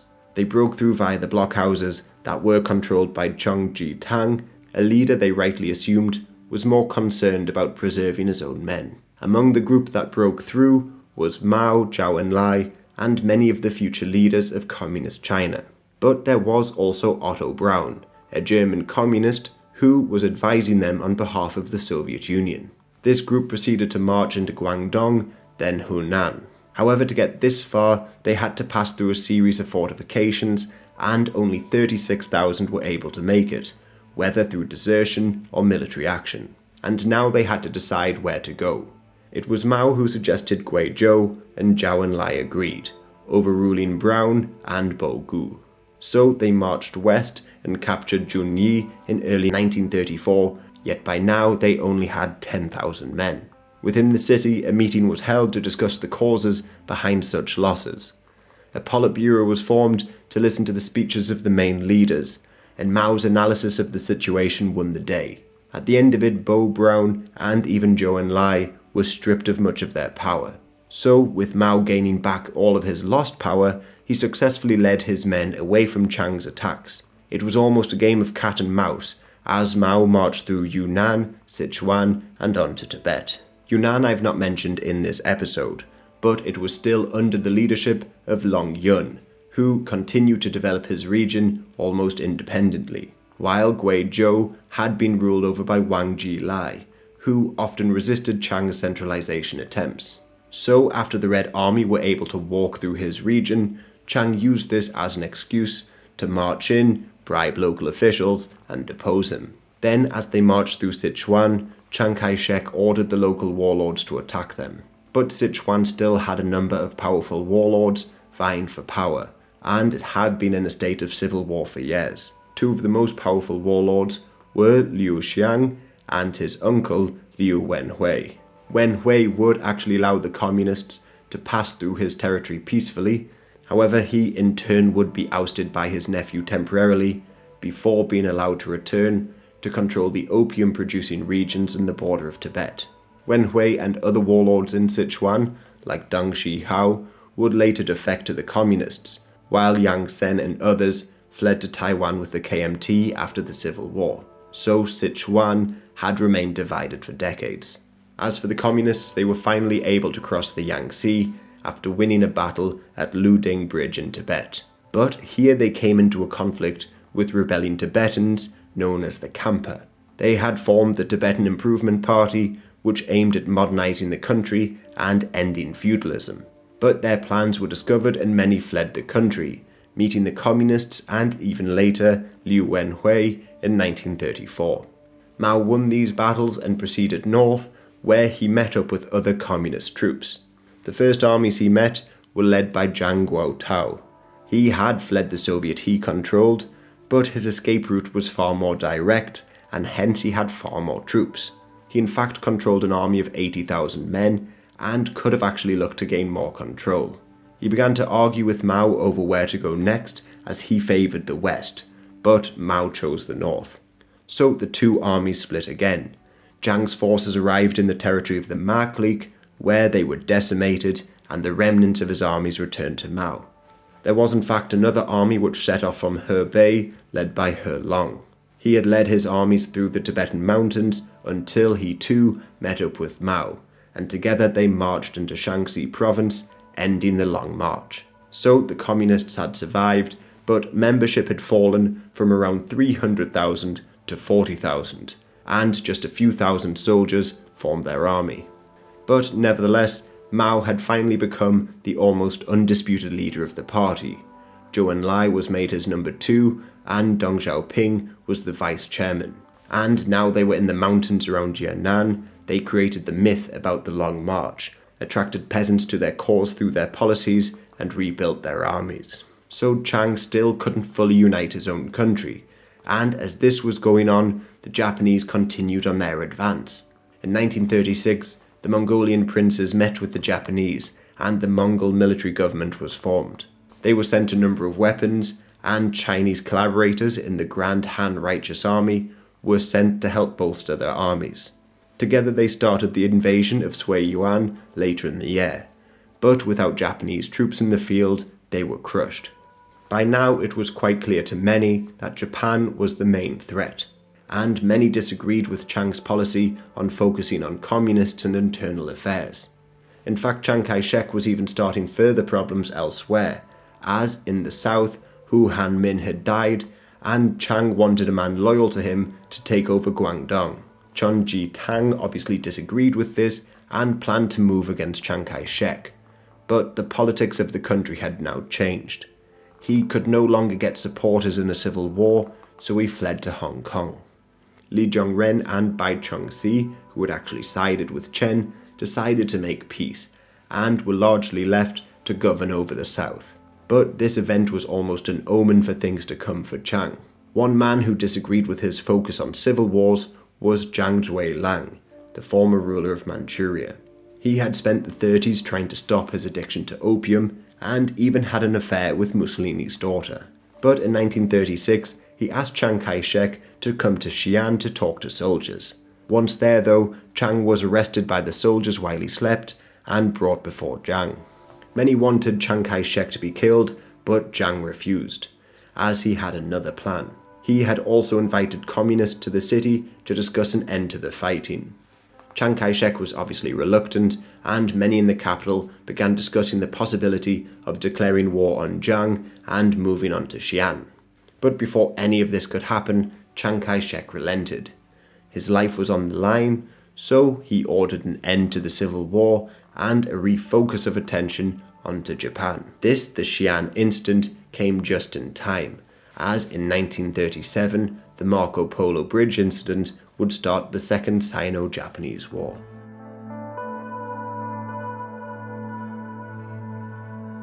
In 1936, Chiang Kai-shek was arrested by Jiang Zuolang and forced to make peace with the communists. Jiang did this to make sure that the country was united against the Japanese, who, by this point, had already taken over Manchuria and set up a puppet government in Inner Mongolia. Chiang reluctantly agreed, but he was still vehemently anti-communist. In fact, there had been a growing number of fascists within his KMT party called the Blue Shirts. They had some success in pushing for reforms, notably the New Life movement.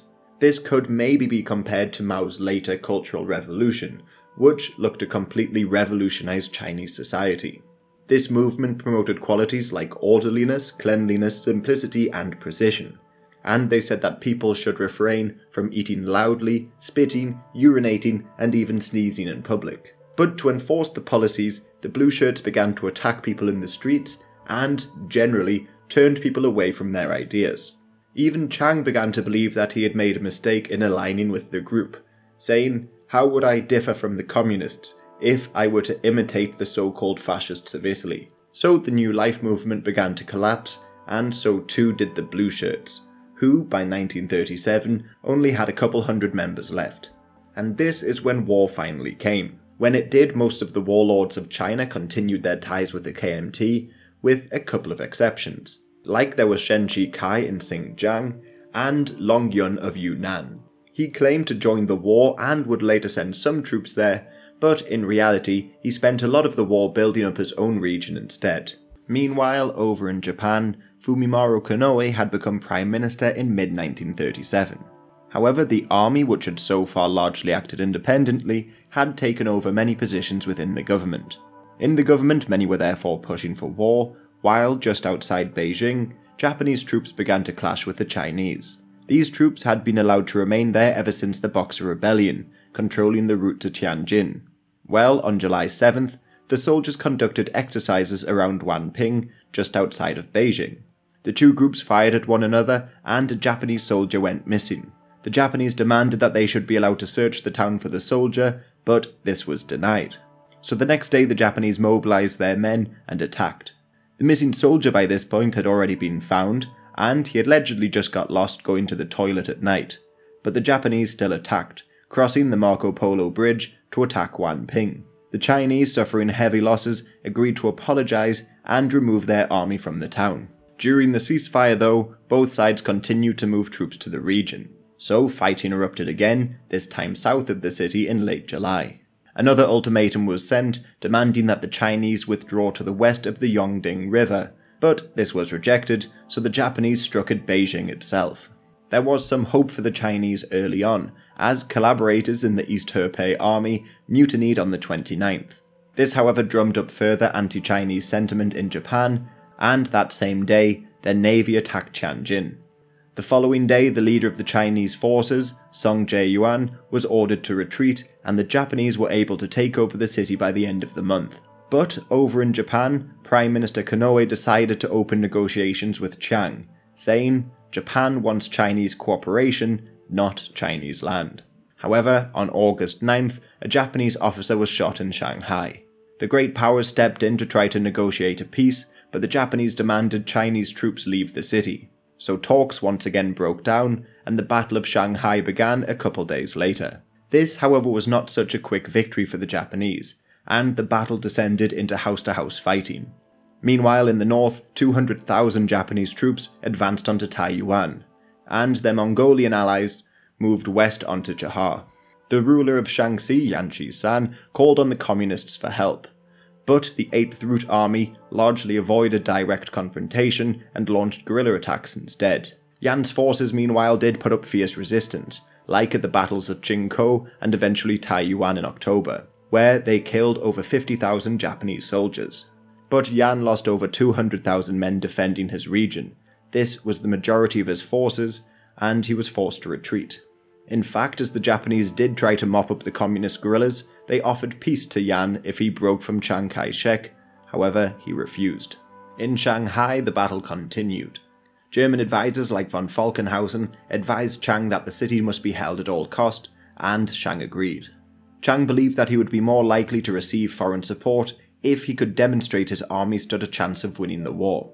Then in September they appealed to the League of Nations, but the League, like elsewhere, did very little. There was also the Nine Power Conference, which met in November to discuss possible actions, but once again, nothing came from it. Plus, holding on to the city for so long caused immense problems. Constant bombings forced nearly 1 million civilians to seek refuge in the small foreign concessions, and Chiang had sent in his German-trained divisions. There were only around 80,000 or so of these troops, and around 60% of them were lost. Plus, their small armoured groups were all but wiped out, and nearly half of the officers trained at the Whampoa Academy were killed. This obviously weakened the larger Chinese resistance, and all the pre-war modernization efforts had come to nothing. But also, there was another problem, as Chiang would now have to rely on warlords to provide soldiers and officers. Shanghai then eventually fell in late November. But it did require 300,000 Japanese troops to take it, and somewhere between 20 and 50,000 of these troops were lost. The Chinese obviously suffered more in these initial battles, and particularly in the north, soldiers were sent to the front with antiquated weapons including swords. But these were still substantial losses for the much smaller Japanese army. After the Battle of Shanghai was concluded, the Japanese marched on Nanking. An old enemy of Chiang Kai-shek, Tang Shengsi, stepped in to lead the defense of the city. But the defenses quickly crumbled, and the city fell in mid-December. What followed was one of the most infamous episodes of the war, the Rape of Nanking. However, there was some precedent to this. Like in Shanghai, one Japanese soldier recounted, "We'd take all the men behind the houses and kill them with bayonets and knives. Then we'd lock up the women and children in a single house and rape them at night. Then, before we left in the morning, we'd kill all the women and children, and to top it off, we'd set fire to the houses." This killing continued all the way to Nanking, when Prince Asaka was placed in control of the army. Around 300,000 Chinese were encircled in the city, and there was a possibility to discuss their surrender, but Prince Asaka ordered that they should kill all the captives. So, after the Japanese entered the city, the population suffered from all sorts of horrors. They buried people alive, bayoneted children, raped tens of thousands of women, and they even forced family members to rape one another. Japanese newspapers even reported on a contest between officers to kill, although most likely just behead, Chinese soldiers with their swords. The number of people killed throughout December and into January was around 200,000. Many in Japan were actually outraged by this event, not so much because of the horrors, but rather repetition of this would risk antagonizing the Chinese further. So to try and stop this from happening again, they decided to create comfort stations for the soldiers. However, this would involve shipping hundreds of thousands of women from Korea, Manchukuo and Taiwan to fill them up. and later they would forcibly take women from Indochina, Malaysia and the rest of their occupied territories to service the Japanese army. Yet as all this was going on, there were some prospects for an early peace mediated by the Germans, who still at this point had close ties to both countries. Oskar Trautmann, the Nazi ambassador, handed a list of demands to the Chinese, including autonomy for Inner Mongolia, demilitarization of Shanghai, and cooperation between the two countries to combat communism. Chiang had accepted this back when the Battle of Shanghai was still ongoing, but Japanese hardliners changed their demands once the battle had been won, and now they demanded recognition of Manchukuo and war reparations. This demonstrates that in Tokyo at least, the Prime Minister was not so keen on expanding the war and conquering all of China. He, after all, like many others, still saw the Soviet Union as their greatest threat. So deploying more troops south would risk an invasion of Manchuria, plus the army had for a long time pushed for a strike against the Soviets, seizing resources in the east of their country and eliminating the threat once and for all. But Tokyo had all but lost control of their army, and their next target was Suzhou, which, if they took it, would unite their conquests. Then Shandong quickly fell as Han Fuju retreated to preserve his own units, demonstrating again the warlords of China were not exactly cooperating. But at Taiyuan, just outside of the city of Suzhou, the Japanese were actually defeated in early April. The Chinese here were led by Li Zhongren and Bai Chongxi, and they deployed a number of suicide bombers to strike at the Japanese armoured units. This was the first great victory that the Chinese achieved, and it did a great deal to boost morale, and they also killed somewhere between 10 and 20,000 Japanese soldiers. Yet the Japanese just continued advancing though, hoping to completely encircle the Chinese. During these maneuvers, the Chinese were able to achieve yet another success, encircling 7,000 Japanese troops in Langfeng County in May. But to avoid complete encirclement, Chiang ordered his units to retreat and prepared to defend Wuhan. This had been turned into the new capital ever since the fall of Nanking. So when Kaifeng fell to the Japanese, Chiang turned to drastic actions to defend the city. He decided to break the dikes of the Yellow River and cause huge floods. This did slow down the Japanese advance somewhat, but it also caused huge damage to the surrounding region.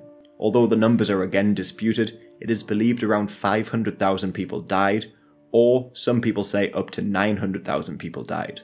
3 million people also became refugees, diseases spread, and the survivors were left without homes. Chiang, realizing the unpopularity of such an action, tried to blame the Japanese for the floods. But really, many people began to turn against the KMT. This therefore proved to be a great propaganda victory for the communists, who turned people's anger against both the KMT and the Japanese.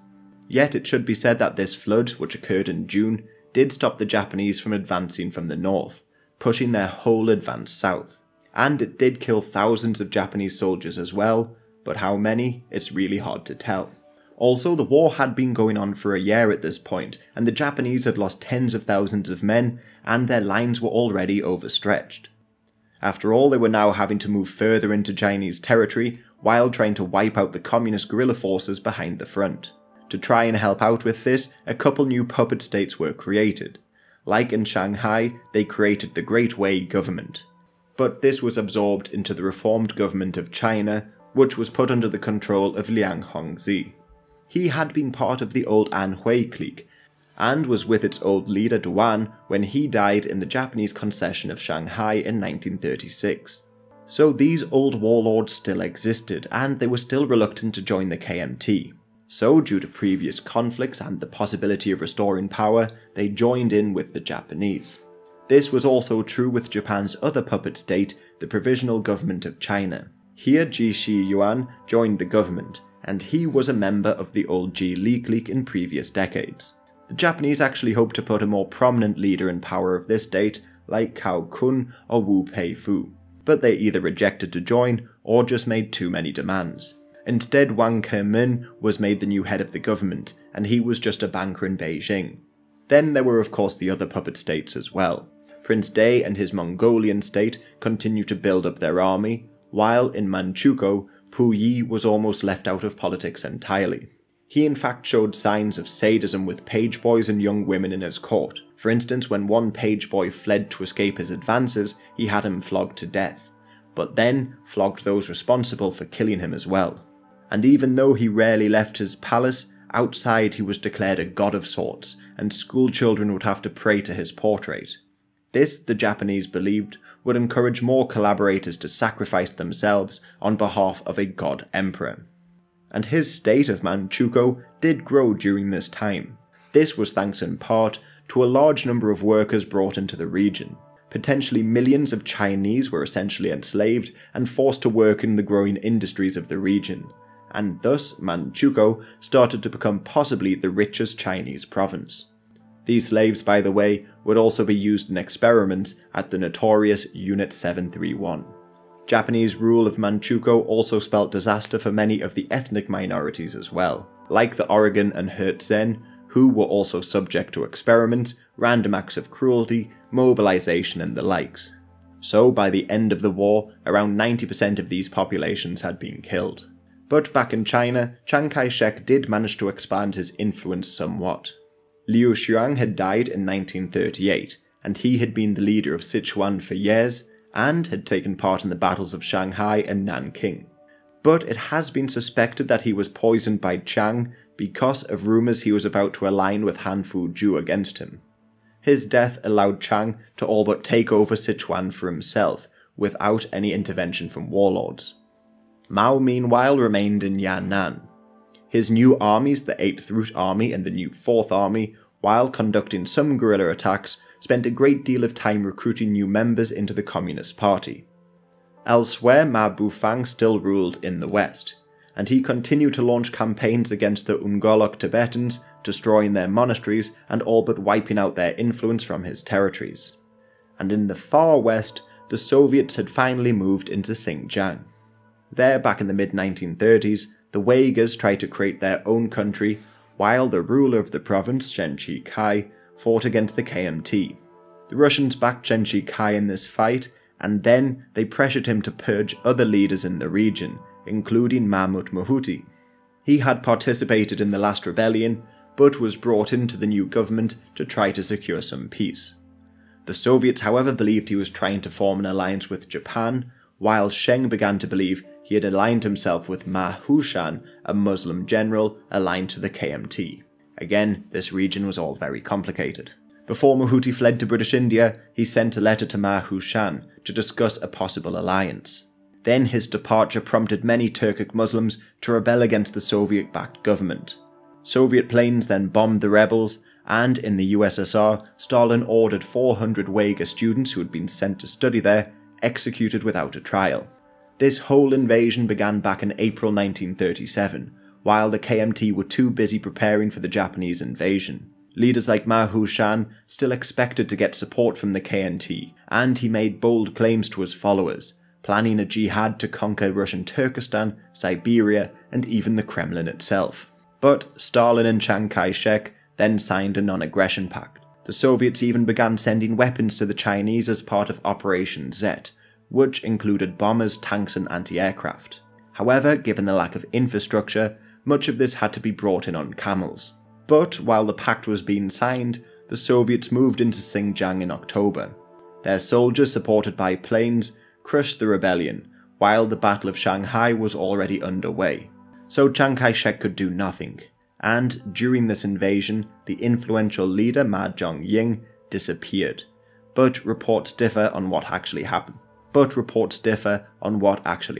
him. Back to the front lines though.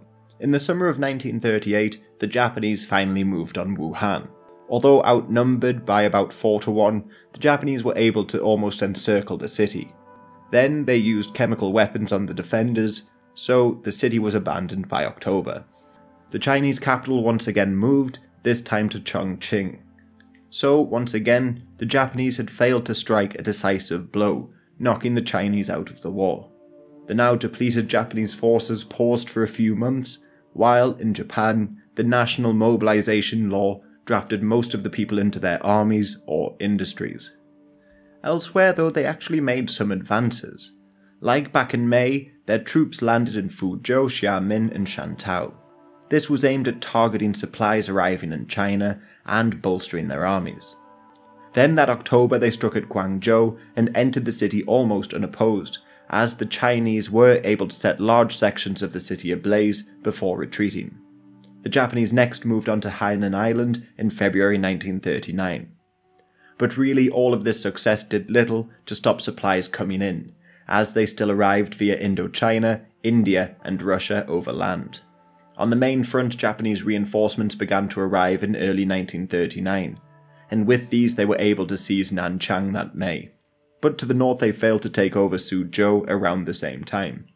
Importantly though, the Chinese were able to take back some land, and lost a very similar amount of men to the Japanese during these battles, around 20,000 or so, showing that the tide of war had actually turned just 2 years in. The Japanese were having even worse luck far in the north. They had lost the Battle of Khalkhin-Gol with Russia, and although this was just a border skirmish, it changed quite a lot. For starters, it, along with the failures in China, demonstrated the Japanese army would be unable to carry out their northern strike into Russia. This was made even worse when Germany and Russia signed the Molotov-Ribbentrop Pact in August 1939. This meant that the Soviets could, in theory, prepare for a strike on Japanese territories. So to try and end the war in China, the Japanese assaulted Changsha in September. This, however, ended in failure, and the Japanese would never be able to capture the city during the war. So they once again turned to cutting off supplies arriving in China, and in November 1939 they landed in South Guangxi. Their advance further inland was halted, but this campaign left the only routes into China overland. With all of these Japanese failures, the Chinese began to believe that they could launch a huge counterattack across all fronts, reclaiming land from their now depleted enemy. Although they did attack on all fronts, their main goal was Wuhan. Yet they really didn't have the weapons to break through the Japanese lines, and this, the winter offensive, only resulted in little changes on the ground. However, it did come as a shock to the world that China was actually in a position to mount a counterattack, and sensing an opportunity to keep the Japanese occupied elsewhere, the Allied powers agreed to loan China money and send them even more weapons. Plus, later in 1940, there were other Chinese advances as well, with the Communists' 100 Regiments offensive. The Communists by this point had already been accused of not contributing enough to the war effort, and instead just focused on expanding their own army. And in some regards this is correct. In late 1939 they had around 90,000 soldiers, but this had grown to around 200,000 by the next year, divided, as the name suggests, into 100 regiments. So this offensive was a way to mend relations with the KMT and bolster their own image among the population. They weren't necessarily huge offensives, but more like guerrilla attacks running from August to December that year, during which they were able to kill around 20 or so thousand Japanese and collaborators, and they blew up hundreds of kilometers of railway lines, destroyed around 100 bridges, cut down over 1,000 cable posts, and brought some plants and mines to a standstill temporarily. In response, the Japanese adopted scorched earth tactics, which they called the Three Alls policy, hoping to root out the communists. They would kill all, burn all, and loot all within the areas that the communists operated in northern China. Yasuji Okamura was put in charge of this operation, and he put hundreds of thousands of people to work digging defensive lines. He also killed many civilians who he believed were helping the guerrillas in hiding. Again, chemical weapons were used, and random acts of violence were commonplace. So some historians believe that in these regions up to 2.5 million people were killed, making it far worse than something like the rape of Nanking, but often a forgotten piece of history. The Japanese also brought together their Chinese puppet states into the reorganized national government, and Wang Jingwei was made the new puppet ruler. To understand how he found his way here though, we have to go back a bit. He was originally part of the left-wing branch of the KMT and called for collaboration with Mao early on, but he began to turn away from the communists after political failures. He then voiced opposition to joining Hitler's anti-Soviet pact and also didn't want Soviet aid either. He began to see all European powers as imperialist. So while Chiang was happy to receive any aid, Wang wanted China to be able to build itself up. To this extent he began to turn more right-wing. But, possibly more important, he wasn't optimistic about China's chances in a war with Japan. So in 1938 he fled to French Indochina, and there he actually survived another assassination attempt as the KMT tried to silence him. After this he flew to Shanghai, began talks with the Japanese, and became the new puppet ruler. But he was given very real little power or support. So to try and drum up his own support, Wang portrayed himself as the true successor to Sun Yat-sen, often playing on Sun's Pan-Asian ideals. That same year, Japan also played on these ideals, with the creation of the Greater East Asia Co-Prosperity Sphere. Manchukuo Mengjiang and Wang Jingwei obviously joined this, but the Japanese still had plans to create other puppet states in China. For instance, around this time, Yan Zishang debated switching over allegiances. He, after all, like many, had studied in Japan and had connections in the Japanese army. Plus, he also began to despise the communists. However, nothing came of this. So the Japanese looked elsewhere to find an ally among the Muslim generals in the West. For instance, they approached Ma Hongui of Ningxia, but he refused. The Ma clique and many Muslims had fought to defend China ever since the Boxer Rebellion, and they were determined to continue the fight. Ma Hongui even arrested the Mongol leader Darijaya, believing that he was about to switch sides. Muslim leaders like Hu Songshang were instrumental in drumming up support among the population. He actually told Muslims to salute the Chinese flag during morning prayers, and created his own prayer. "Protect us from the evil deeds done by the violent Japanese. They have occupied our cities and killed our people.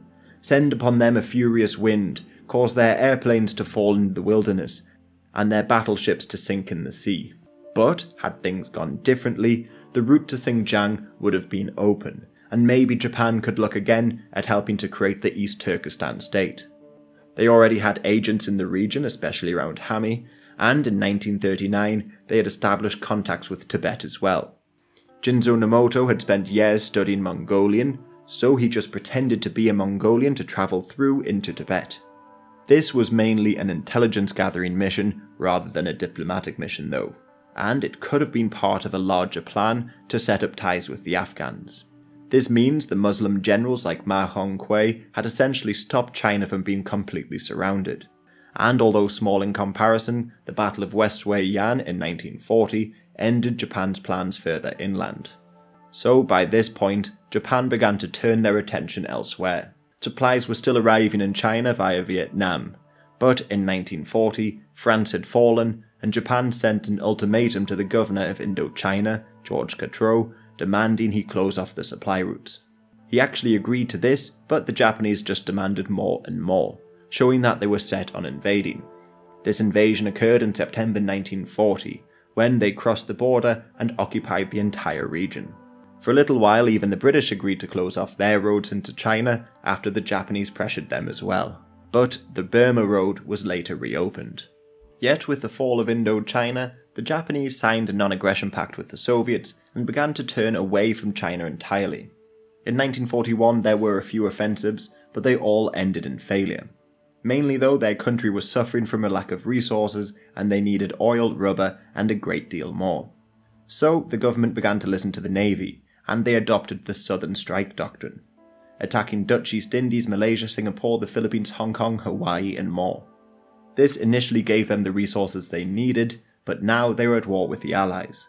So after the Japanese failed to take Changsha a couple more times, the front in China continued in a stalemate. The Chinese on the other hand had problems of their own, as the united front between the communists and the nationalists had collapsed. Chiang and the other nationalist leaders realised the problems with aligning with the communists, and to understand this, we need to go back in time a bit. Even though the Japanese had conquered the northeast, there were still some small holdouts, like just outside of Shanghai. This was held by the KMT, while the communists set up a base in Yangzhong just nearby. The communist New Fourth Army back in 1940 clashed with the nationalists in Huangqiao and overran their position. This was just a small battle, but it put the communists in the best position to recruit people in one of the most populous parts of the country. So Chiang ordered that the communists should retreat north of the Yangtze River. This, however, was ignored, so Chiang ambushed the New Fourth Army in the town of Maolin in 1941. Many of the reports disagree over why the demand was ignored and even who fired the first shots, but this was essentially the end of the United Front. The communists quickly rebuilt the New Fourth Army and began to recruit even more people into their ranks, working behind enemy lines, often portraying Chiang and the KMT as treasonous for fighting their fellow Chinese during the war. Civil war was largely avoided though, thanks to the USSR and the USA, who stepped in to dissuade both sides. Yet for Mao, saving his base in Yan'an, still had problems of his own. For starters, there were still other prominent leaders who could challenge his power, and many of these were preferred by the Soviet Union, like Wang Ming or other Russian-trained communists. Plus, the Communist Party had spread across northern China. This left thousands of people outside of his central control, and they could become a threat. So he launched the Yan'an Rectification movement. In short, he advocated thought reform in schools to gain an army of young and loyal followers. Alongside this, struggle sessions were introduced.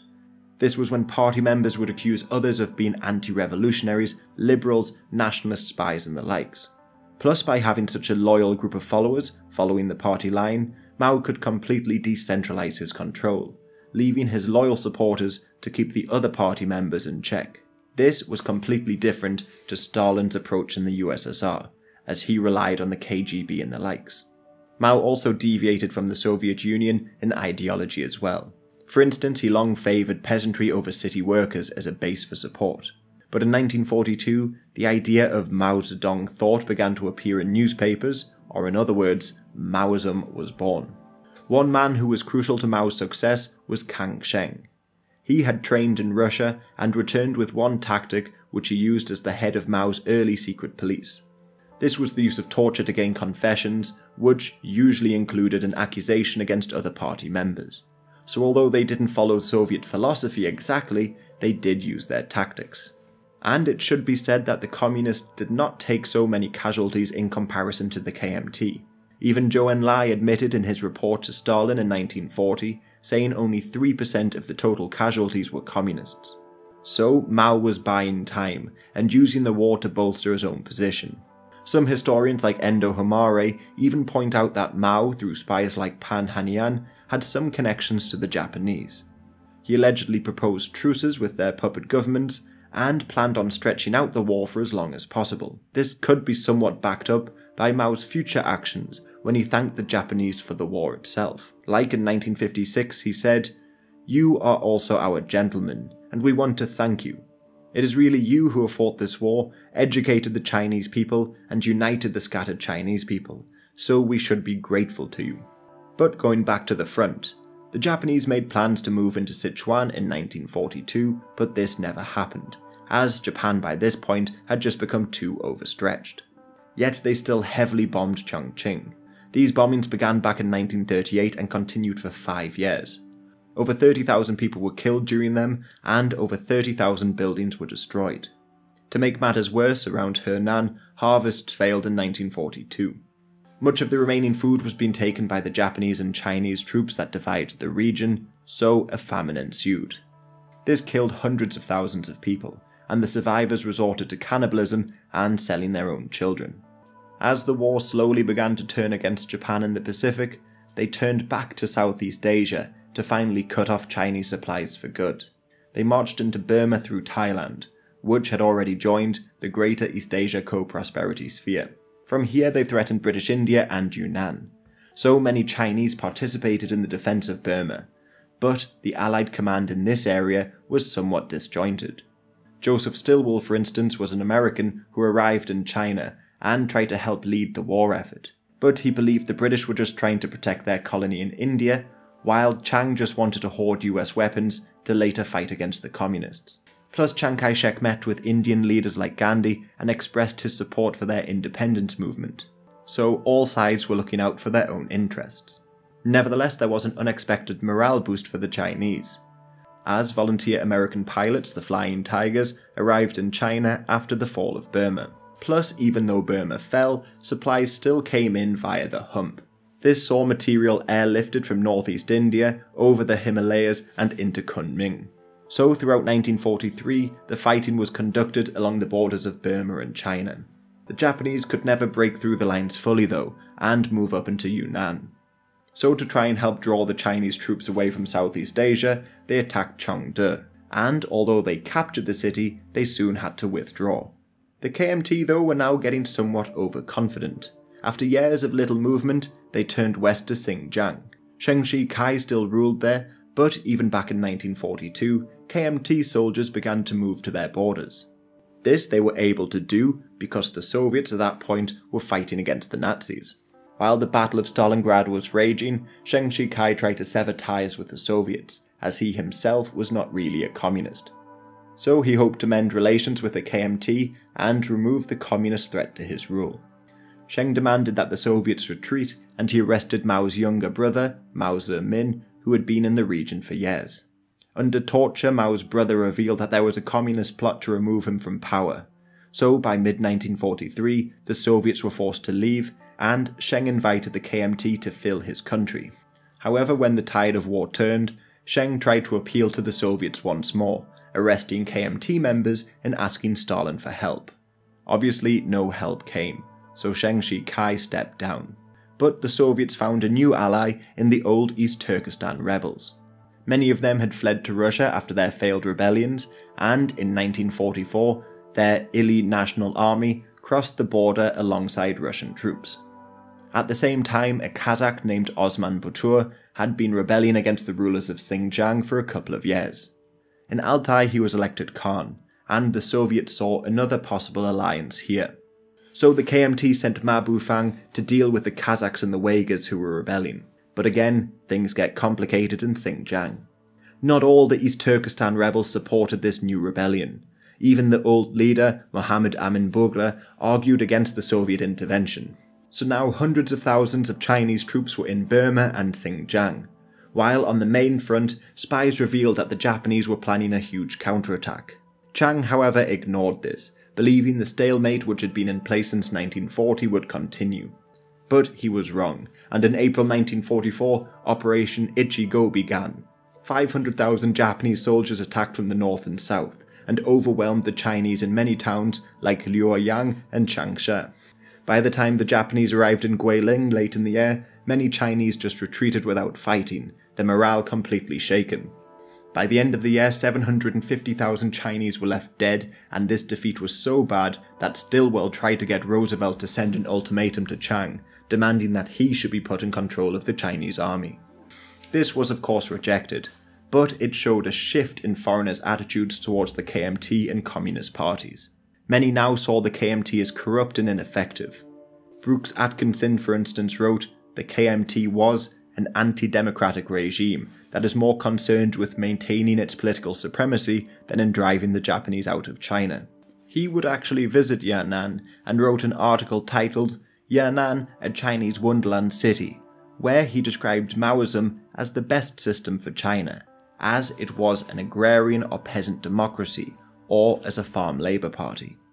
Before this, Edgar Snow wrote Red Star over China, portraying Mao as not a communist revolutionary, but rather a progressive force, favouring democracy. And in 1944, the Americans sent the Dixie mission to Yan'an. John Service praised Mao again, comparing him to European socialists and describing him as far less corrupt as the KMT yet again. The US ambassador to China, Clarence Gauss, even said, "Pull the plug and let the whole Chinese government go down the drain." So as the KMT began to crumble, fortunately for them, the war was turning completely against the Japanese elsewhere. But despite this, there was still a final attempt to strike at the Chinese capital of Chongqing. In April 1945, 80,000 or so pushed into the west of Hunan. However, their attack was repulsed. As this battle was going on, Hitler committed suicide, and everybody's attention turned to Japan. On the 6th of August, the Americans dropped an atomic bomb on Nagasaki, and just 3 days later, Hiroshima was bombed, and the Soviets joined the war in the east and invaded Manchuria. This invasion of Manchuria had been agreed to at the Yalta Conference. In essence, the Soviets agreed to aid the Allies in the Far East in exchange for some concessions, like Port Arthur, which they had wanted for decades. So 700,000 Soviets crossed the border or landed in North Korea. They quickly occupied most of the region, and like in Europe, looted a great deal and conducted a series of rapes. Even the Chinese communists appealed to the Soviets to stop, as they didn't discriminate between nationalities. But this was ignored. One of the worst massacres was at Gegenmiao, where both Chinese and Russians attacked Japanese settlers. During this massacre, there are reports of children being sold in markets, and even reports of necrophilia. But the Soviets were still able to capture Puyi before the war officially ended in early September. However, now in China, there would be a race between the communists and nationalists to take over the land left by the Japanese, and China would erupt again into civil war. Somewhere between 20 and 25 million people had died during the war, either through fighting, natural disasters or famines. Plus, the economy had completely tanked. Compared to prior to the war, it now operated at 20% industrial capacity. To try and make up for the loss of revenue, Chiang and the KMT just began printing money, causing hyperinflation. Currency was actually a huge problem in the immediate aftermath because there were just too many different types. The KMT, for instance, began producing new notes, and there were all of those belonging to the old Japanese puppet states, all of which helped the communists in their propaganda campaigns.